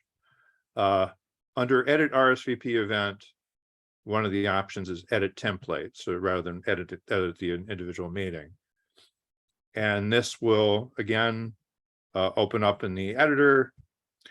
In the standard template, there is a block up top that says click to get help. So it gives you a little bit of explanation here and says that there are more details that we can see on the WordPress for Toastmasters website.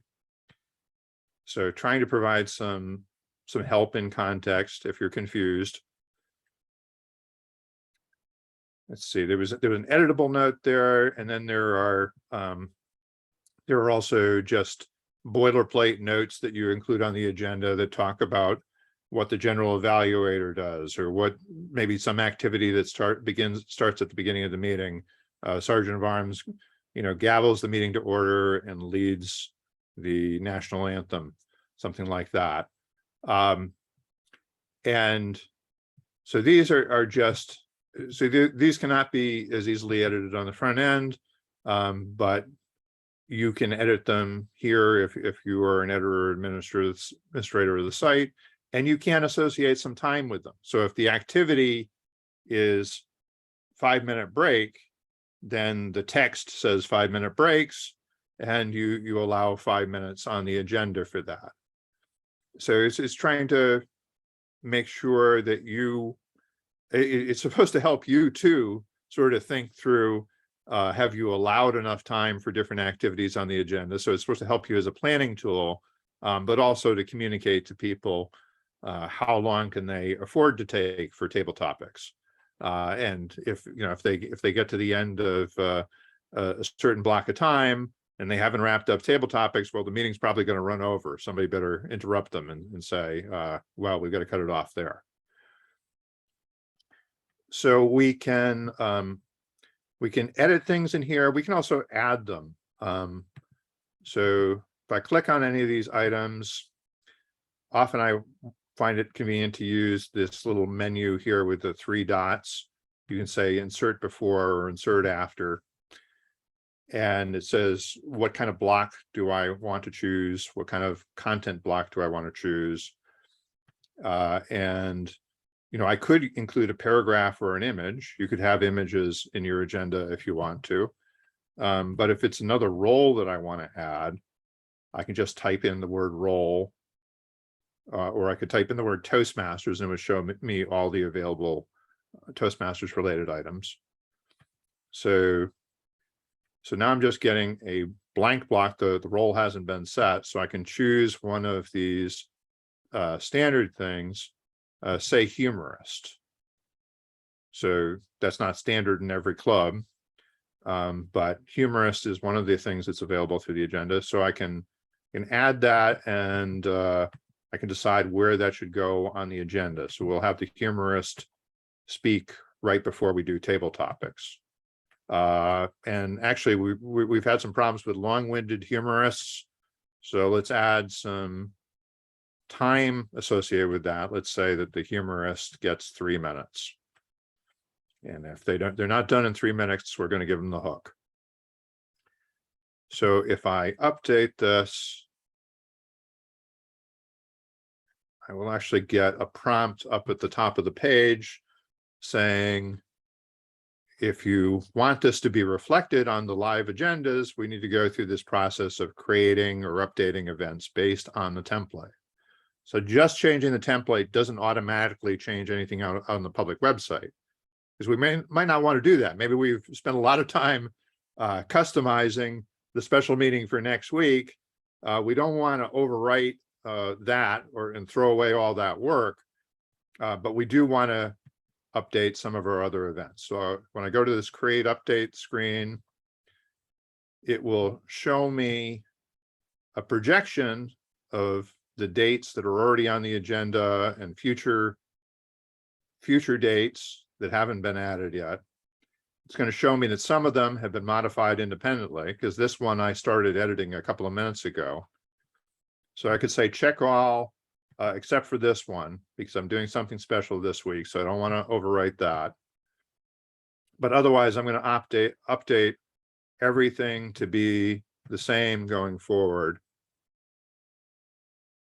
And now if I go out and view any of these that I have modified based on the template, we should see humorist is in here before topic master. So that's the idea of how these things get together. As Joseph was showing, I mean, there are lots of different ways that you can remix things based on the way you want your club to operate, or the way your club does operate. It's meant to be flexible.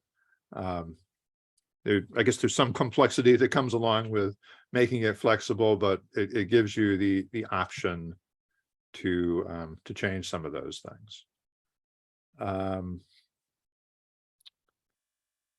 And I did want to point out too that one of the options that I recommend using in this time of online and hybrid meetings is to show the time zone and to allow people to see what this translates into their own time zone. It'll actually do this automatically if it detects that you're in a different time zone. Maybe Mexico City isn't different from me. Let me see. Except for Los Angeles.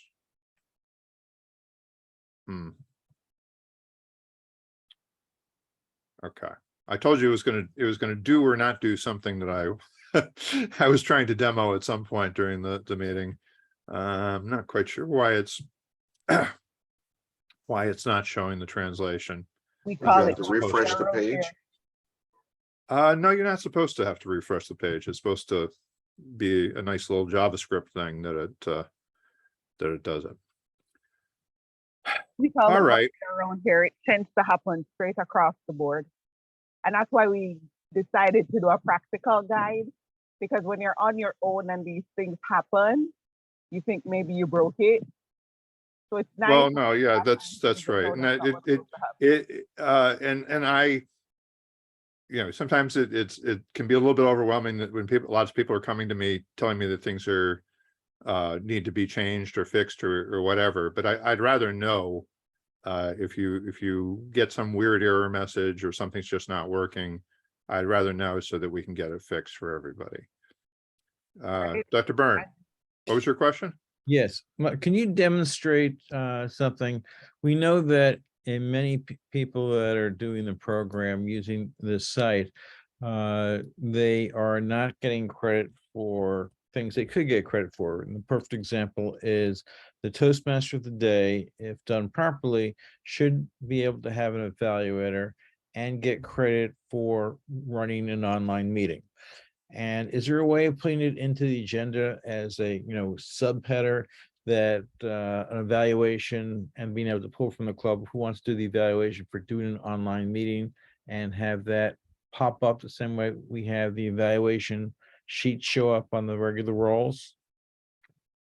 Well, with the pathways leading an online meeting project, do they have you do a speech about your experience? It's evaluating the activity. So they have an evaluation for doing a speech, active listening, doing a blog, doing a podcast. There are a whole bunch of different things. But a lot of those things still have a speech associated with them.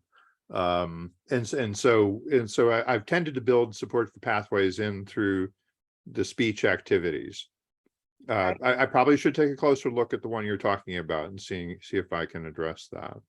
Manage online meetings, that's the elective, and I understand what is being asked. For some persons, they do it as the running of the entire meeting because it's online.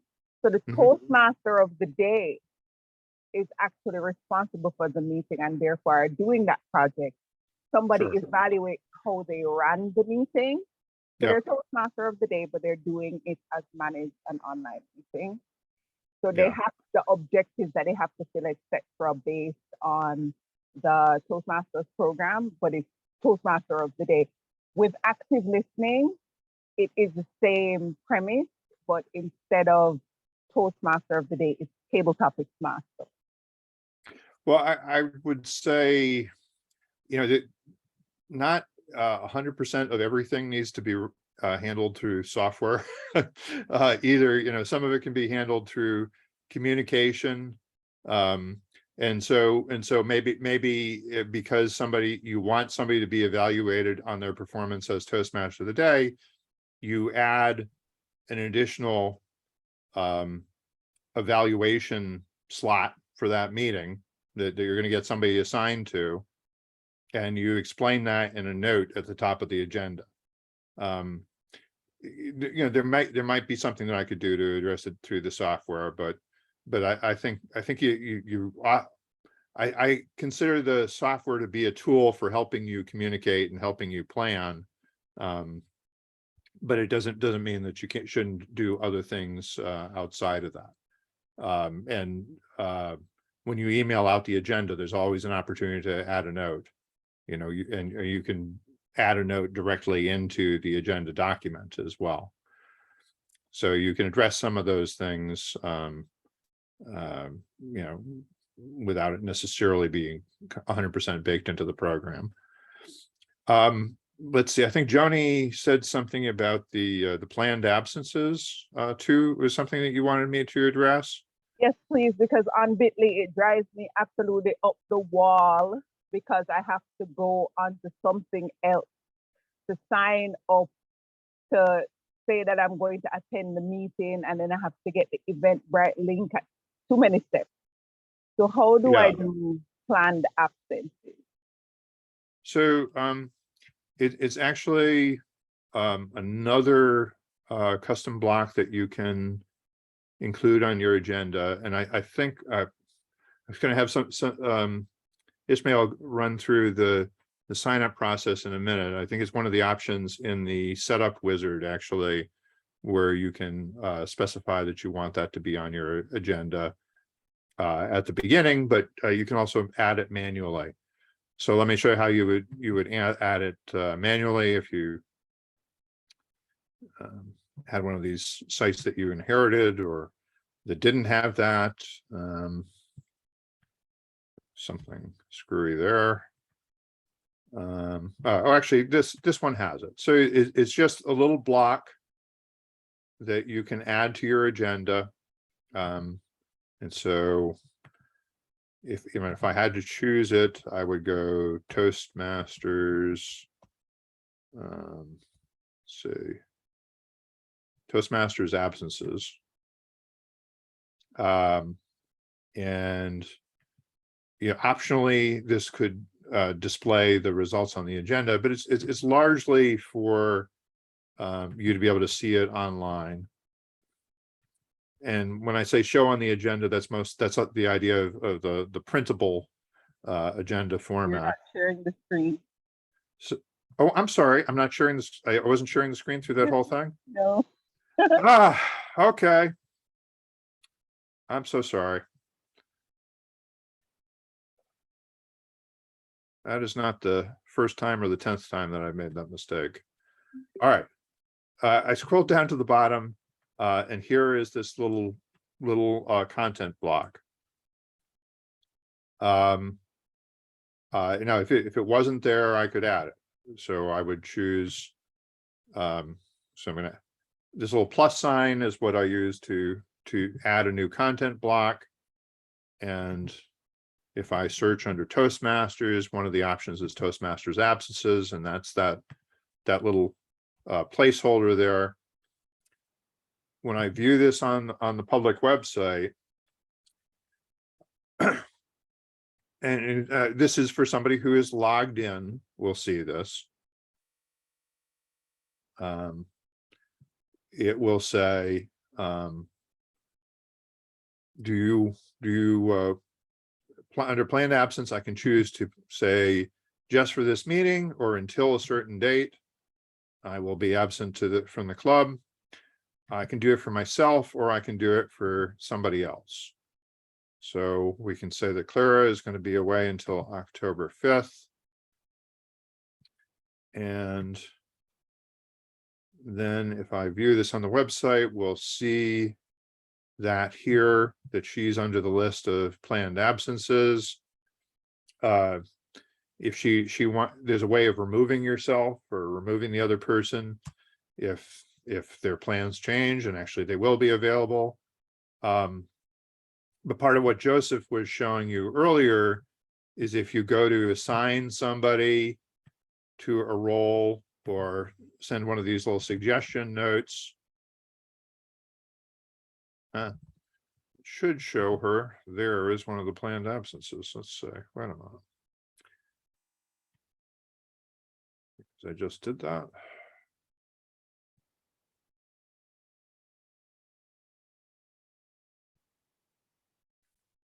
It's not. Oh, there it is. Okay, so it shows me that she's down as a planned absence.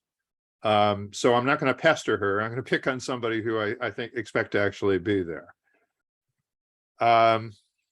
So that's the concept there is to allow people to commit to being at a meeting, but also give you an easy way of signaling that they're going to be away for a specific meeting or they're going to be away for a few weeks, so that you don't keep pestering them.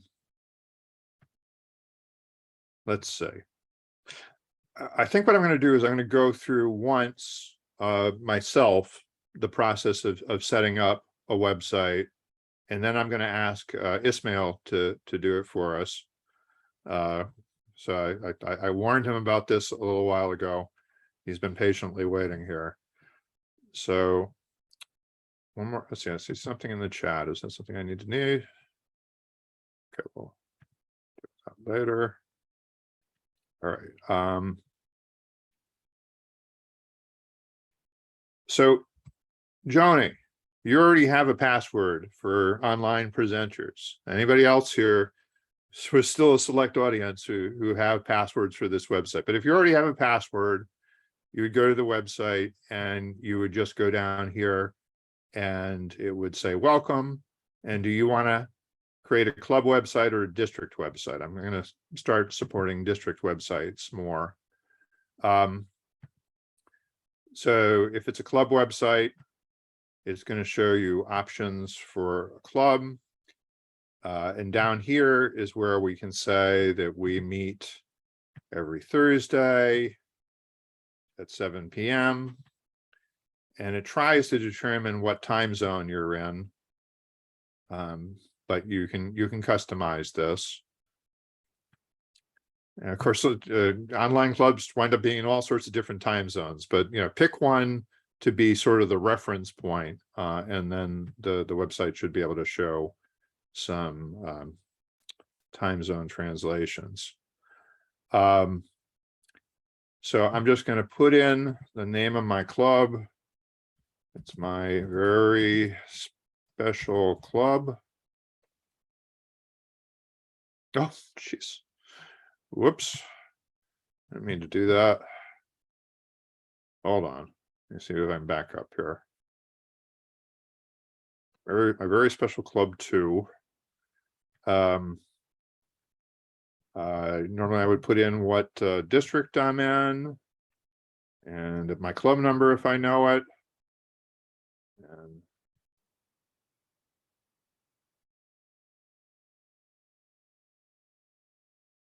And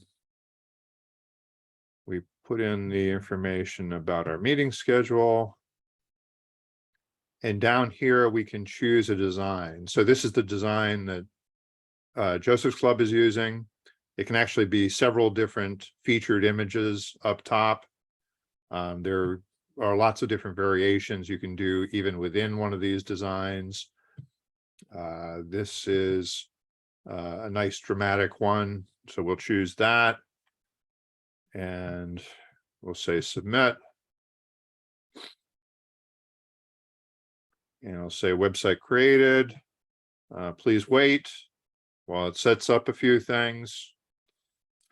And then it will come back with some basic instructions, and a copy of this also gets emailed off to you. So hopefully that should have just shown up in my inbox. So your website awaits at my very special 2.toastmost.org. Now, by the way, if you want to register a website domain for your club, that can be assigned to your Toastmasters site. It's just an extra step. But particularly when you're initially testing, it's just .toastmost.org. And a lot of clubs like Tragic Comedy are having perfectly fine success using a Toastmost.org address. But districts particularly tend to have their own registered domain and would want to have that associated with the website. So it gives you a few instructions. It says here's where you can go to visit, and here's this club website wizard that you can use to finish setting up your site or to move through the process. And so when I click on the website wizard, it tries to ask me some questions about how I organize my club and my meetings. So how do you structure your meeting? You know, how long do you take for welcome and introductions? How long do you give the Toastmaster the day to do introductions? What are some of your other supporting roles? You might have a different list than this. And you're going to customize this stuff more later through the agenda editor, but this is trying to get you off to a reasonable start. So how many speakers and evaluators do you have at a typical meeting? You can change that. You can, if you do table topics, you can say before speakers, after speakers, before evaluators, at the end of the meeting, or no table topics. And you can specify the amount of time that's allowed for that. So the idea is to walk you through some of these basic choices up front. Here's the include member absences widget. So it's turned on by default. Include officers listing on the agenda, turned on by default, but you don't have to do it that way. Invite guests to register on the home page. Well, you know, Joseph has that, my clubs have that. You might decide you don't want to use that. So you can, and then show time zone, recommended particularly for online or hybrid clubs.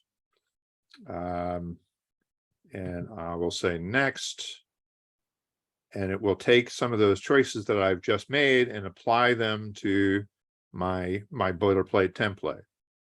On the next screen, there's an opportunity for you to say what your officer role is.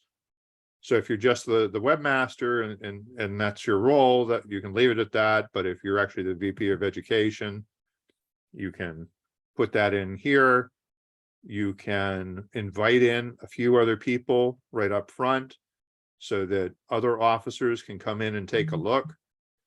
So you might want to do that. So I would just add the name, the email.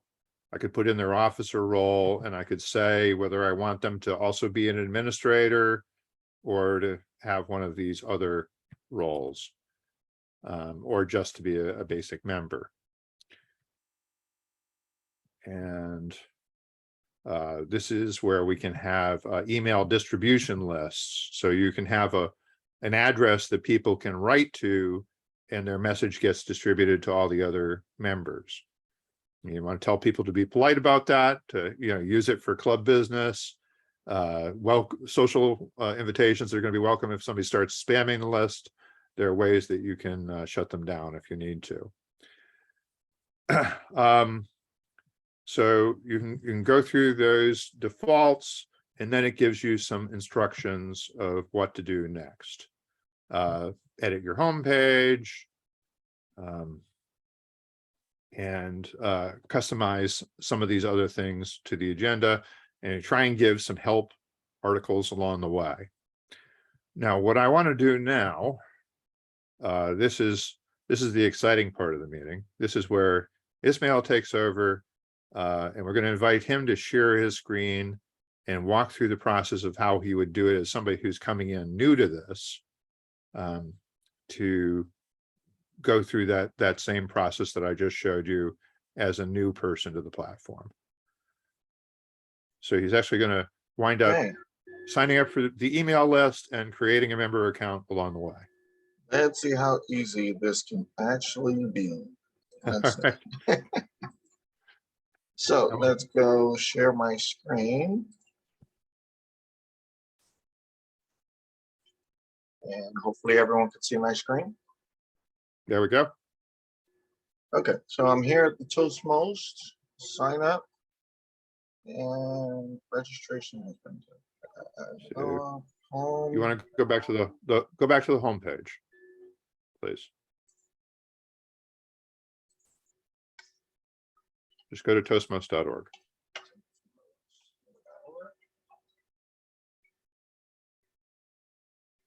If you scroll down a little bit, you should see. There we go. Website set up. Yep. All right, You're just going to put in your email, your let's just name. Email down. It's going to be a club. Name of the club is Level Up. Okay. District 39. Oops. Don't know. That's what California. And it is every day, Wednesday. We do meet at 7 p.m.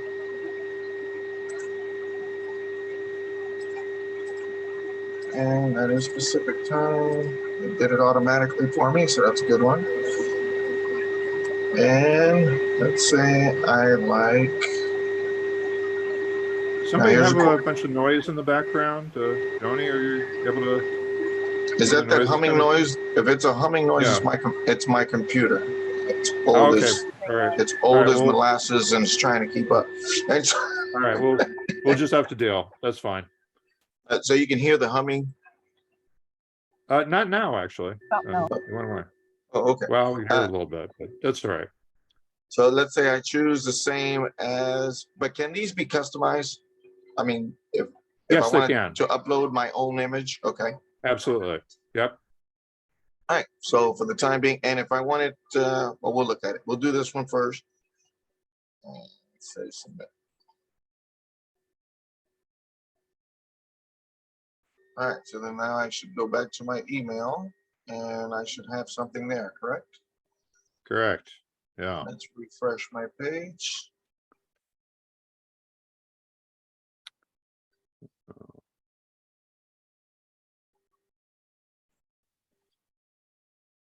And should I be looking in spam or something? That's it.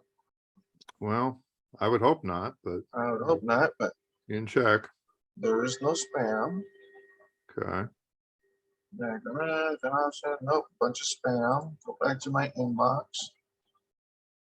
Now I just see the Toastmasters. Refresh one more time. Still not seeing the email. Maybe I did something wrong now. Okay, go back. Maybe submit. I hit the submit. It says Yeah, no, it should be check your working. it says check your email, and that will allow you to confirm your subscription to WordPress Toastmasters mailing list. All right. I'll give it a minute. Well, so much for showing how easy it is. No, Well, at least it you is. pre-warned us that we were going to have an issue. So Yeah. I'm refreshing. Well, That makes me wonder, did I input the correct email? I'm pretty sure I did. yeah. Let me. Should I try this one more time? Yeah, you can try it one more time. I'm gonna check something while you're doing that. All right, let's see. IC Perez for Homes at Gmail. That's in there. It's in there. That's capital. Maybe it doesn't like that email. Maybe I should change. I do have two emails. Okay, well, that could be worth trying, but Should not be a problem, but, Let's try to. oh, yeah. 39 club location. No. Let's see. Regular schedule is every day. Times 7. No, let's see. No, that's not gonna work. Pick, choose this one, and submit. All right, so I'm gonna take me back to my calendar, go into live.com.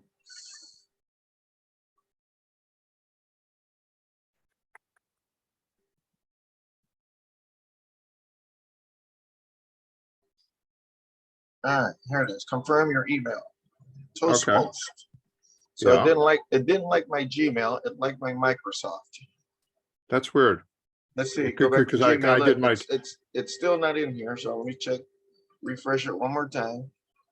So it didn't like my Gmail, but it did like my Outlook. All right, so then click to confirm.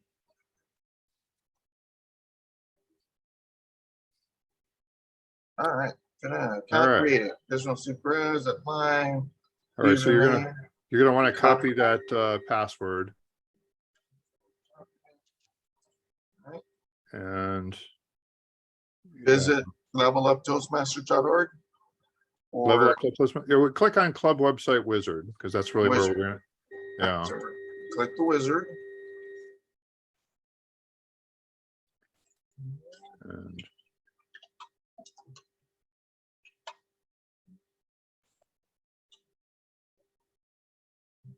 And I don't want to remember it, so.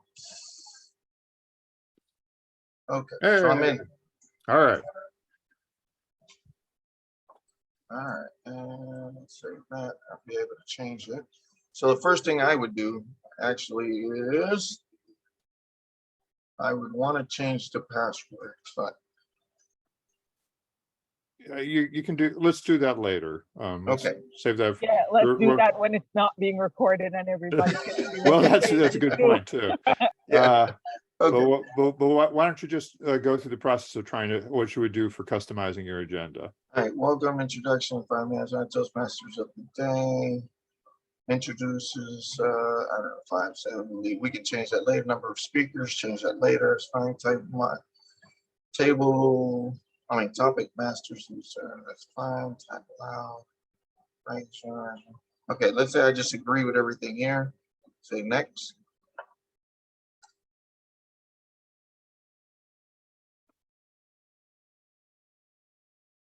My officer role, I am the president. Okay. And if you know the email is somebody else, you might want to invite in like one other person or something. Now, is that, I would, but is if I create this, is this, because I'd like to set it up first and then invite them. Sure. Yeah, you can invite them later. Okay. It's just giving you the option if you have somebody else who would sort Right, of. because I would want my VP of Relations and my VP of Education to have access to this since they're the ones changing the agenda on a regular basis. Right. But I want to be able to explain it to them so they don't have to go through this whole spiel that I went through. Okay. Okay. So why don't you just scroll down to the bottom and click next then.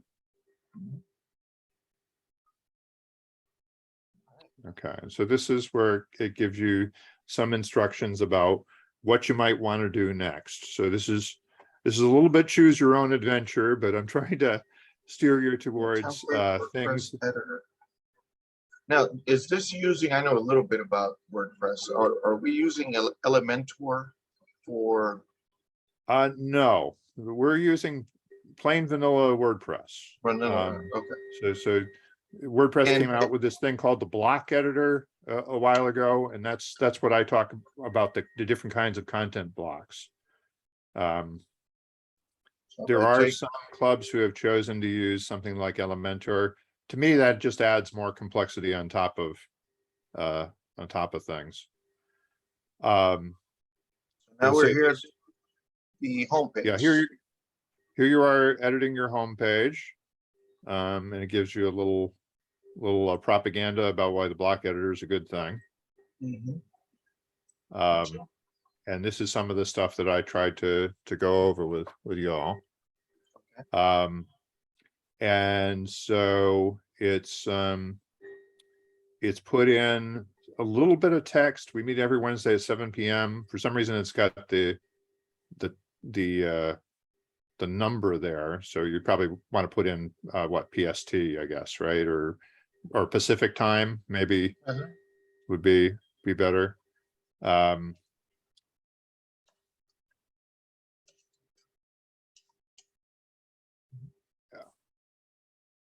Okay. And visit as a guest. That's just a little widget that appears on the front end. So you sort of see a preview of it. It's a placeholder for that widget that is supposed to invite people to RSVP for your next meeting. And I usually show several additional meetings, including in addition to the next one, because maybe they're interested, but they're not available this week. They're available next week, right? I So refresh the page so that this matches this. Because you have the Well- PST. I made the change here, but it didn't change. yeah. Yeah. But up there, you're just editing text. For some reason, it's we can let's change that again in a minute. We'll look at how that's set up on the in the WordPress settings. But So let's say I did some changes here. yeah. So How I can mean, I? if you say wanted to take out that image, you just click on that image and hit delete. Just replace this image here. Well, that's actually a screenshot of the user interface. Maybe that's too confusing, actually. Remove featured Um, image. But if you were to So if I wanted to see the site right now, and yeah, that's to visit the site here or level up. actually where under where up top it says level up right next to my sites. Yep. So this is where you can toggle between this administrative view, this So if I hold- dashboard, and the front end. So then this is what it looks like. This is what it looks like as of now. And so there's several featured images that I provide sort of canned. And so if you don't like that blue image up top, why don't I show you how to change that? Okay. So I'm back over here at the editor. No, well, that's not. Yeah. There's the setup. Or Edit page right here. at the top of any page. Well, okay, this is the editor, but at the top of any page that you're viewing on the public site, you should see an edit option that'll get you back into the editor for that page. But This that's button okay. All right. Well, maybe I'll go back to doing show and tell of my own for a moment. Okay. So I got in, so I'm able to play with it. So yeah, you got in. You got started. But why don't I just go back through this, because I think it's maybe easier for me to show some of these things than to talk you through them. So if you could stop screen sharing for a moment. Okay. All right. So I'm gonna go find Level Up. And I do have these super admin rights. Let's see, I have to switch back to my super duper account here. If I go in and edit the page, so I'm going to take this over from Ismail. And this was just an image that was included to try and give some instruction and context. I probably should keep the instructions and the content separate.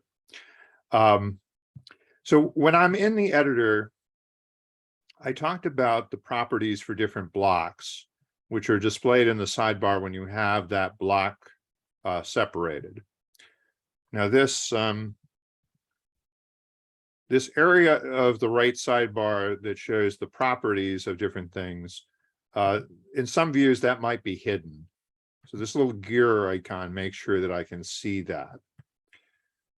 So there are the properties of the different blocks. So I go from a paragraph to a heading to this little placeholder widget for upcoming events.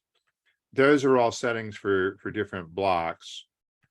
I also have properties for the page. So page and block are two little toggles up here in the corner. And if I scroll down, one of the options is featured image. And this is actually one of the standard Toastmasters International image library images of people doing public speaking. But I could replace this with any other image. Usually for that big featured space at the top of the page, you would pick a large, beautiful image. So if I want to replace this with something else, I'm going to go to replace image, and it would allow me to choose from my media library, but that's the only image in my media library. But I can select from my computer, and let me see. See what I have here. So this is actually an image that I used for my Future of Toastmasters workshop, trying to show the idea of different doors, different futures that you might go into. So suppose I wanted to use that, I would say select that. It's going to upload it. I do set featured image, and I update my page. When I go out and view that, now I'll see that, and it appears this in this particular design, this particular WordPress theme. These images all appear behind a blue screen, and actually this one doesn't work very well because it was trying to show you that one door was a different color, and we're not even seeing that here. So that wouldn't be a good choice, but you can experiment and go back and forth until you find something that does look good and does represent your website well. Eliminate that blue screen though, right? It's actually specific to this theme. What you might want to do is look at what would this website look like. Maybe you really want to use that featured image. So then you might look at changing to a different theme. And so wait a minute, I should back up a little bit. So I'm on the website, and there's this option here that says customize, and it may be hard to see through the screen sharing, but it's this black bar across the top. One of the options is customize, and from customize this is where I would come to customize the menu at the top of the website, because I've added a different page, and I want that page to appear on the menu.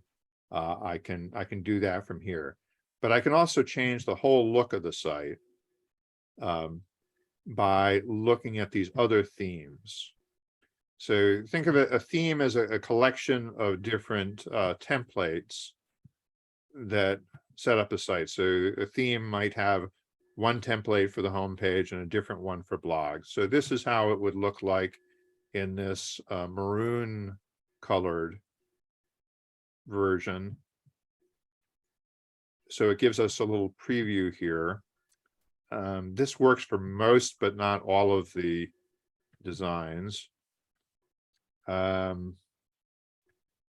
So this is basically the same thing that I use for online presenters. Here's how that featured image would appear in that format. This one also has an option of a header image that appears on every page. So there are a number of different options. I could search other themes and just put this template to it. Right, right. So you know, there are thousands of WordPress themes. I mean, I have a handful that I make available that are Toastmasters branded. And to the extent that I can recruit other designers who can work with me, they may be able to contribute other designs that could be included here. I mentioned customizing the menu, which is something that's often important. So for example, Joseph showed you that he had built out this whole set of pages describing the different roles and how they work in his club. So if I want to add an item to the menu, I can go in here and I can choose from my existing pages. I don't have many pages in here, but I actually can create one just from this view. It's just going to create a blank page for me. So we'll say this is going to be the Toastmasters roles page. And it will just add it down the end. And I can say that that's going to go after the calendar. So I do have some drag and drop in here. And within Toastmasters roles, I'm going to have a general page that talks about Toastmasters roles. Then I'm going to have a more specific Toastmaster of the day page. So I'll add that. And so far, these are just blank pages. But when I drag this one up, I can indent it a little bit. And that will actually become then a sub menu under that. So let's see how that displayed. So there's Toastmaster roles, and then there's Toastmaster of the day. And then under that, there might be speaker, topics master, so forth. And again, by doing it that way, I just created a bunch of blank pages that I would need to go back and flesh out, which is stuff that's, you know, kind of okay to do when it's just you experimenting with the site and finding your way around. You know, maybe more normally what you would do is you would go to new and page, and you would, you know, create that page explaining what the topics master does, and you would add your words and your images here. And then you might do a whole series of these. Again, you know, you have to strike your own balance about how elaborate to make this, but you can make it very rich. And so now that I've created my topics master page, I can go back into the menu, and when I select this and want to add an item, I'll see the topics master is another available thing that I can drag up into this hierarchy. That's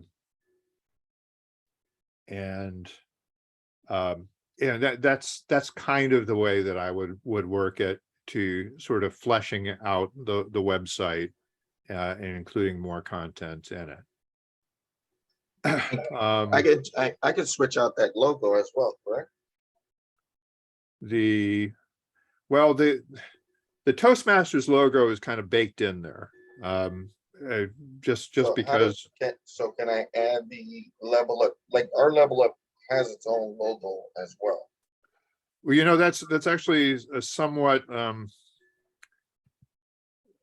according to Toastmasters International, officially, clubs aren't supposed to have their own logos. We're supposed to use the Toastmasters logo. I mean, I don't know. My home club actually has a logo that it's used. Don't turn me on to the brand police. But I mean, if we want our publications, I don't put you know, like we can have both. Right. You can. And I think having both is probably the way to go. Is to have the Toastmasters logo in there to sort of show respect for that, and then feature your other logo. And so, you know, let me show you an idea of how I might do that. Is let's see. I'm gonna suppose that I want to include my logo up top here, my club logo. So say I want to include image. And what am I going to grab to be? Oh, well, here's a silly image. So if I wanted to, if this was my logo that I wanted to include here, or actually, why don't I use there's an icon that I've been using as my Toastmost logo. Oops, let me find that.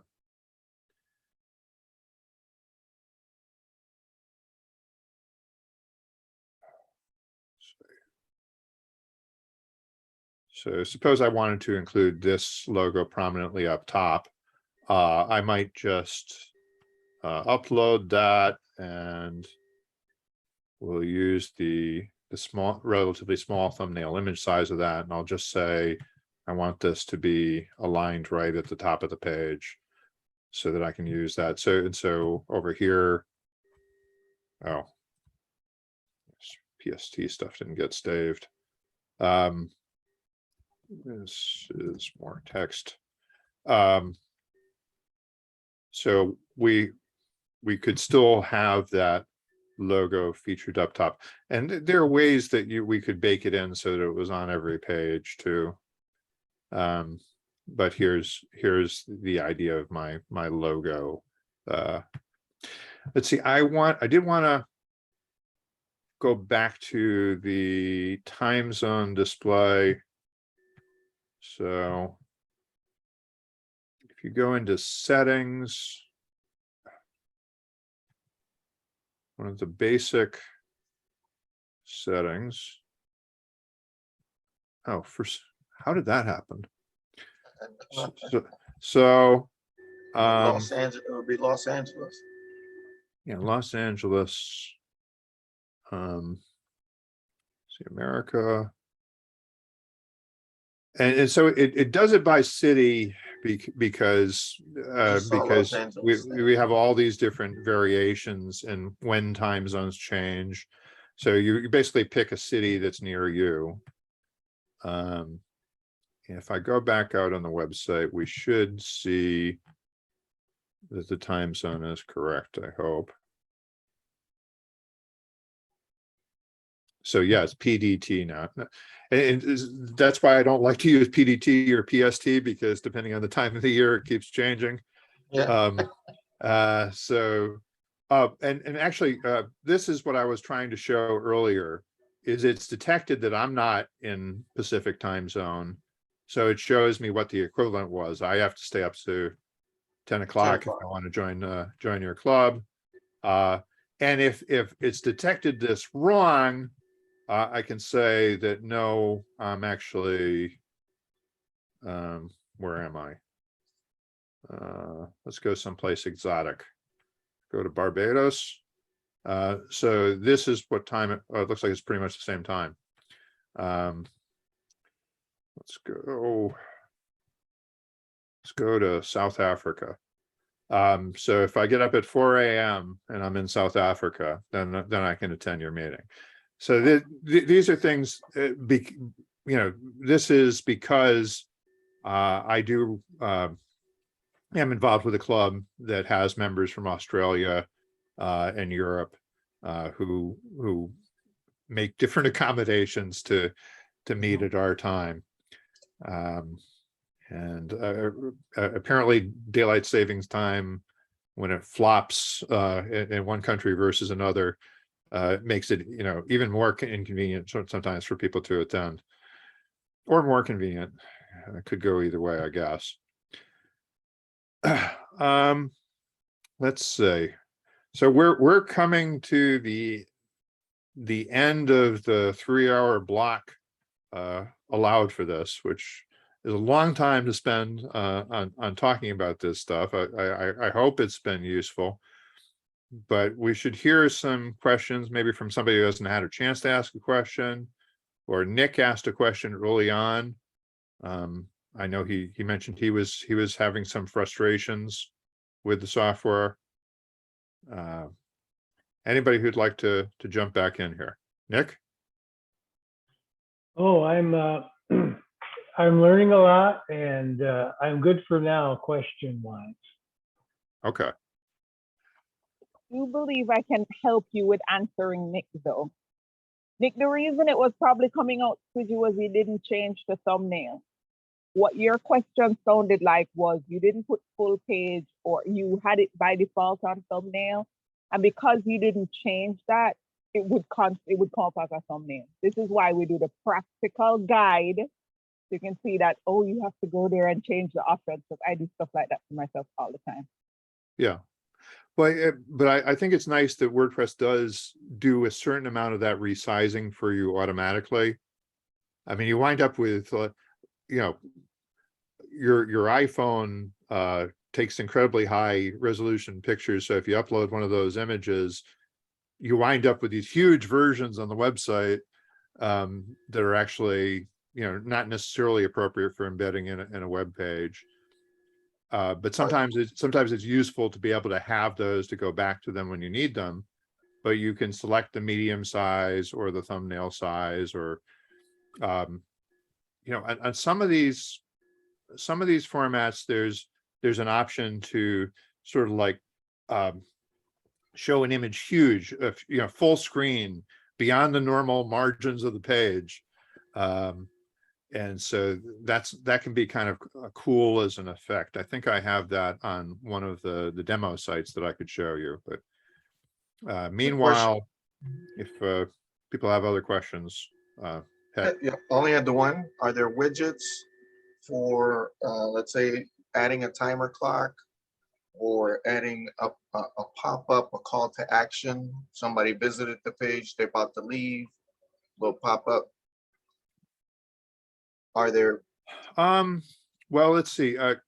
or a Zoom pop-up, I mean, a Zoom integration, so we don't have to, that would be awesome. Yeah, that would be awesome.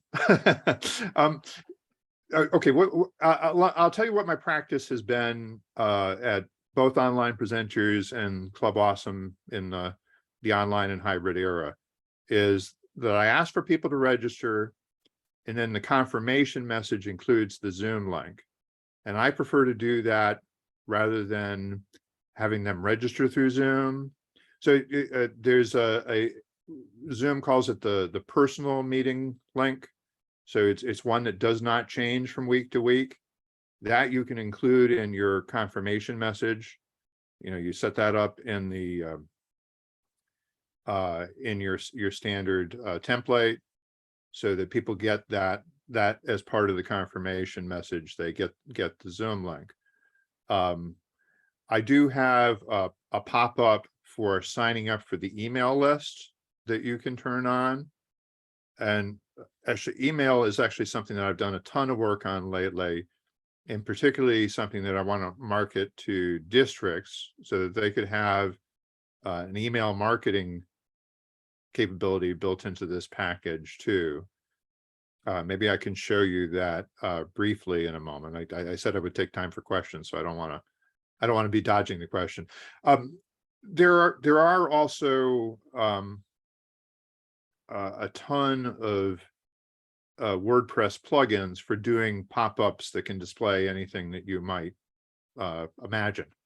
And so Hey, that's what I'm asking. So I Yeah. know there's a bunch of pop-ups, but does your template that you're created, is that going to block any of those, or is this? no, Okay. well, the way it works is Toastmost has a number of these optional plugins that do special functions available, and then I allow you to request others that you've learned about in your research or whatever. As a site administrator, you can't add software to the website. I wouldn't want people to do that because they might add something that's, bad for website security or whatever. But as long as it's something that's has decent reviews and so forth, and quality associated with it, I'm happy to add those things. I also, at one point, I showed some site statistics using a plugin called Jetpack, which is kind of a Swiss Army knife plugin that includes lots of different features, including I like to have the buttons at the bottom of a blog post that say share to Facebook, share to Twitter. You can turn those things on easily with Jetpack. There are other ways of doing it, but that's one of them. So Yeah, I I think noticed. some people noticed run away also that- screaming because there's too many choices, but I'm sorry, what were you going to say? I was saying that there's also like on tragic comedy on his website where he had the roles for each president under his members. When you clicked on it, at least what I seen, you clicked on it, it didn't show a picture of the actual president, or the images were too small. If I wanted to make that a little bit bigger for, my VP of education, and maybe add, if I wanted to add her email directly or something, I could still do that. Well, let me, because Joseph does it a little bit different than I do it on my club websites. I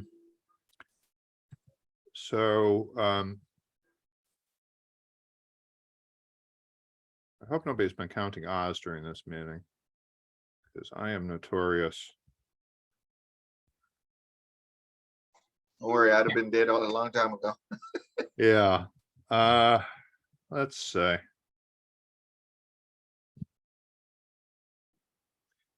So you can set it up to have a bunch of this stuff.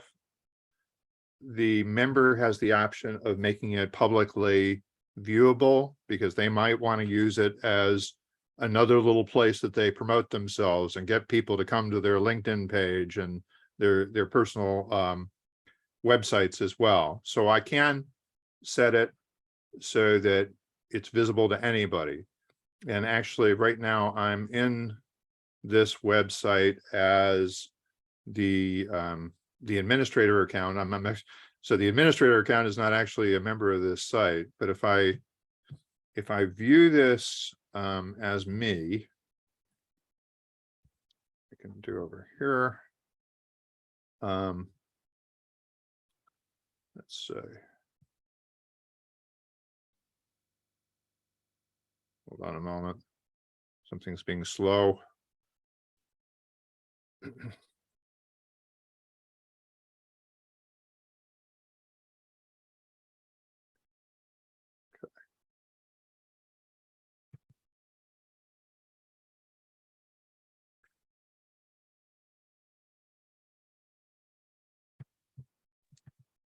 David, just one question. Where you can go and see what you post here in this dashboard?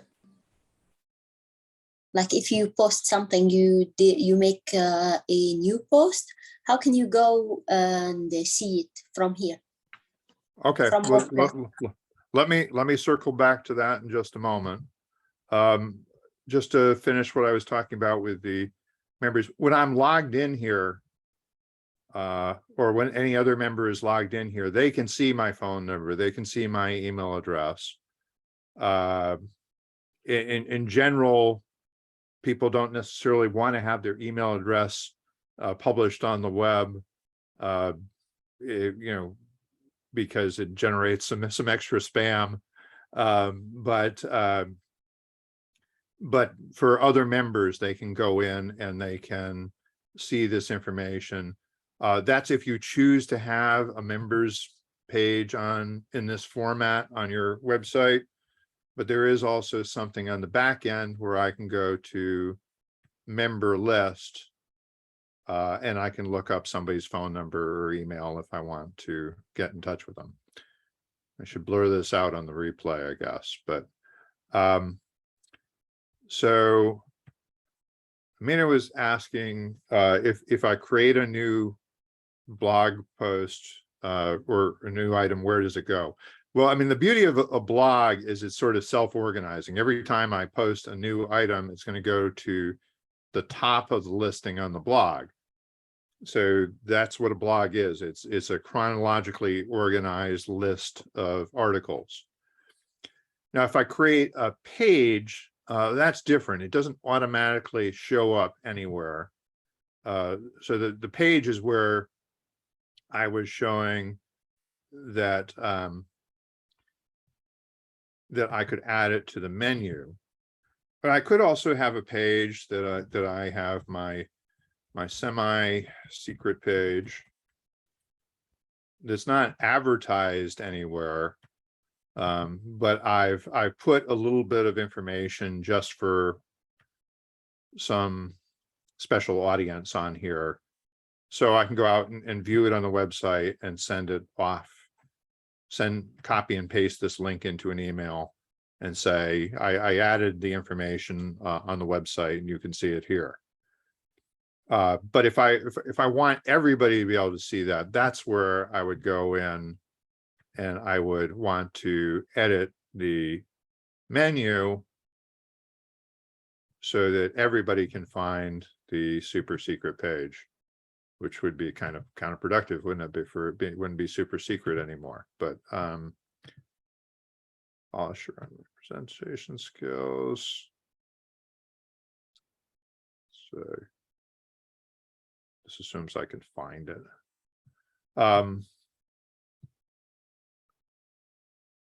Let's see. Search for, okay, here's the semi-secret page. So I could add that to the menu and it's just going to add it onto the very end of the menu if I go by default, but I can also put it under the video section, for example, here. So yeah, when you create a page, it's sort of like nobody knows about it until you tell them. And then that's kind of true of your website in general. You're creating this website.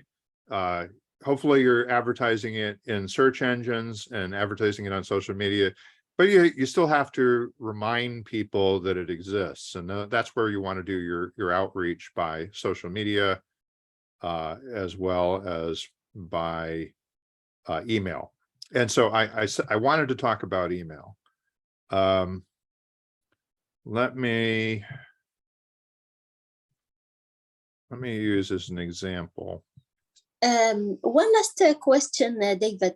Sure. Earlier you said about the contact number, the email, and the address. If we don't want to show the address like in a landing page, is there like specific options that we can go to and take it out, or is that like Yeah. another form?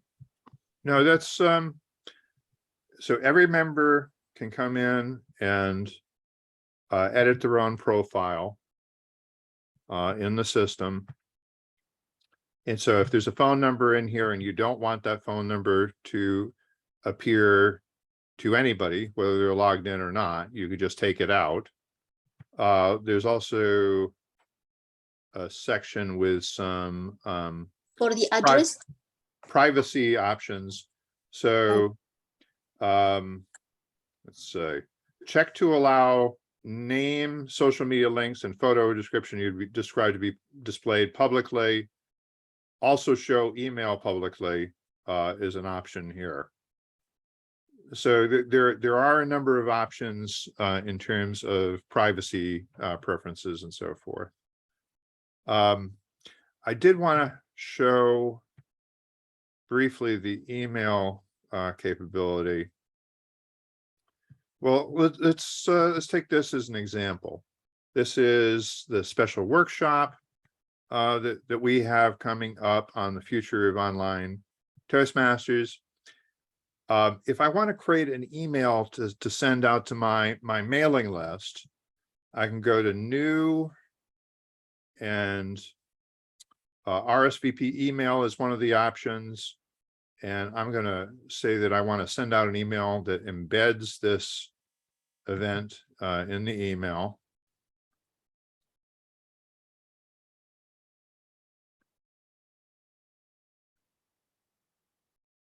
And it's going to set it up in this template that has a little bit of branding for us on it. And I might want to add a little bit of text before. We're just seeing sort of a placeholder for where that Let's see, wait a minute.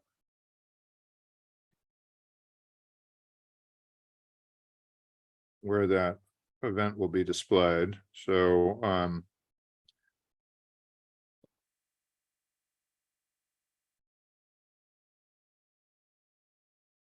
so I'm going to publish this. And when I go to view it, I don't view it in the regular website format. I view it in this special email template.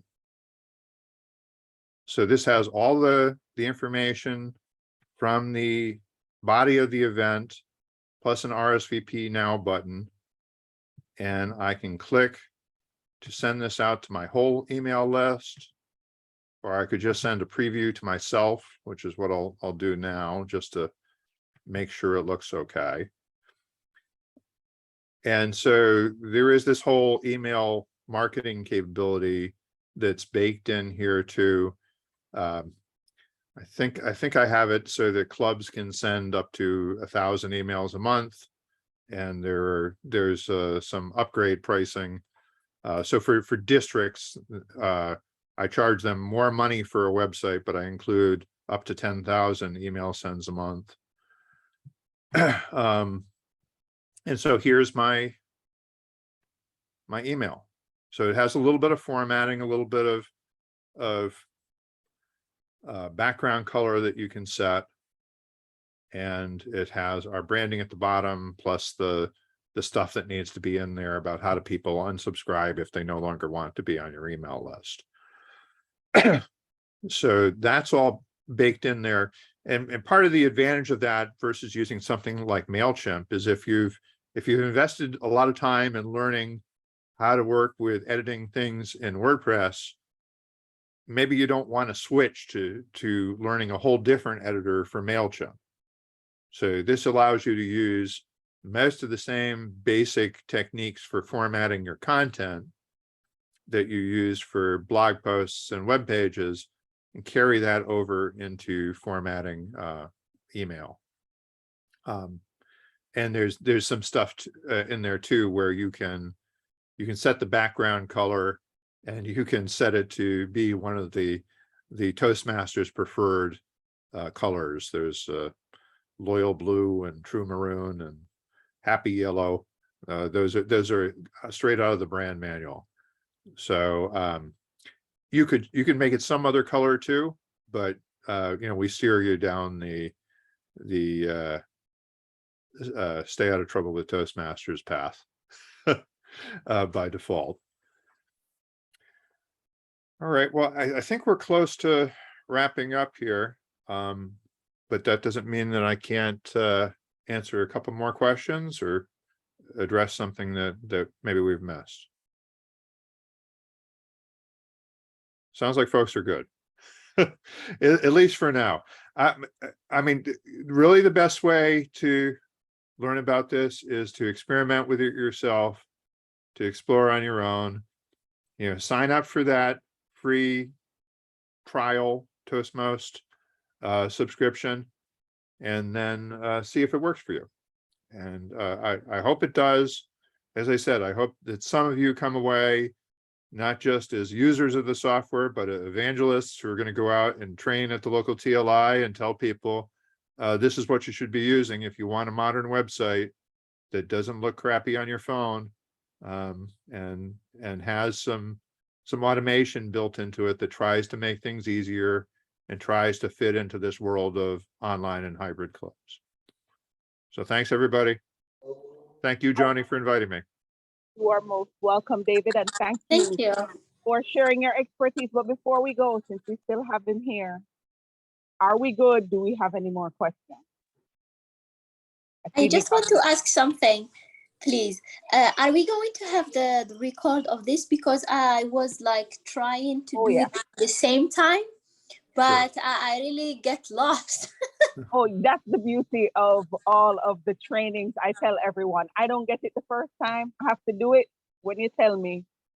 Follow and do it wrong the second time. Follow it again and do it wrong the third time. And then the fourth time after I've replayed it, then I do it right. So don't worry, everyone who registered, and came to the training will actually receive an email of the actual training. Mistakes and all. David, I don't make things beautiful. It's practical. If it happens, that's how it got showed. And I will send that to you in your email. Our next training that is coming up is how to put power in PowerPoint. But before I get to that, it's a series of trainings that I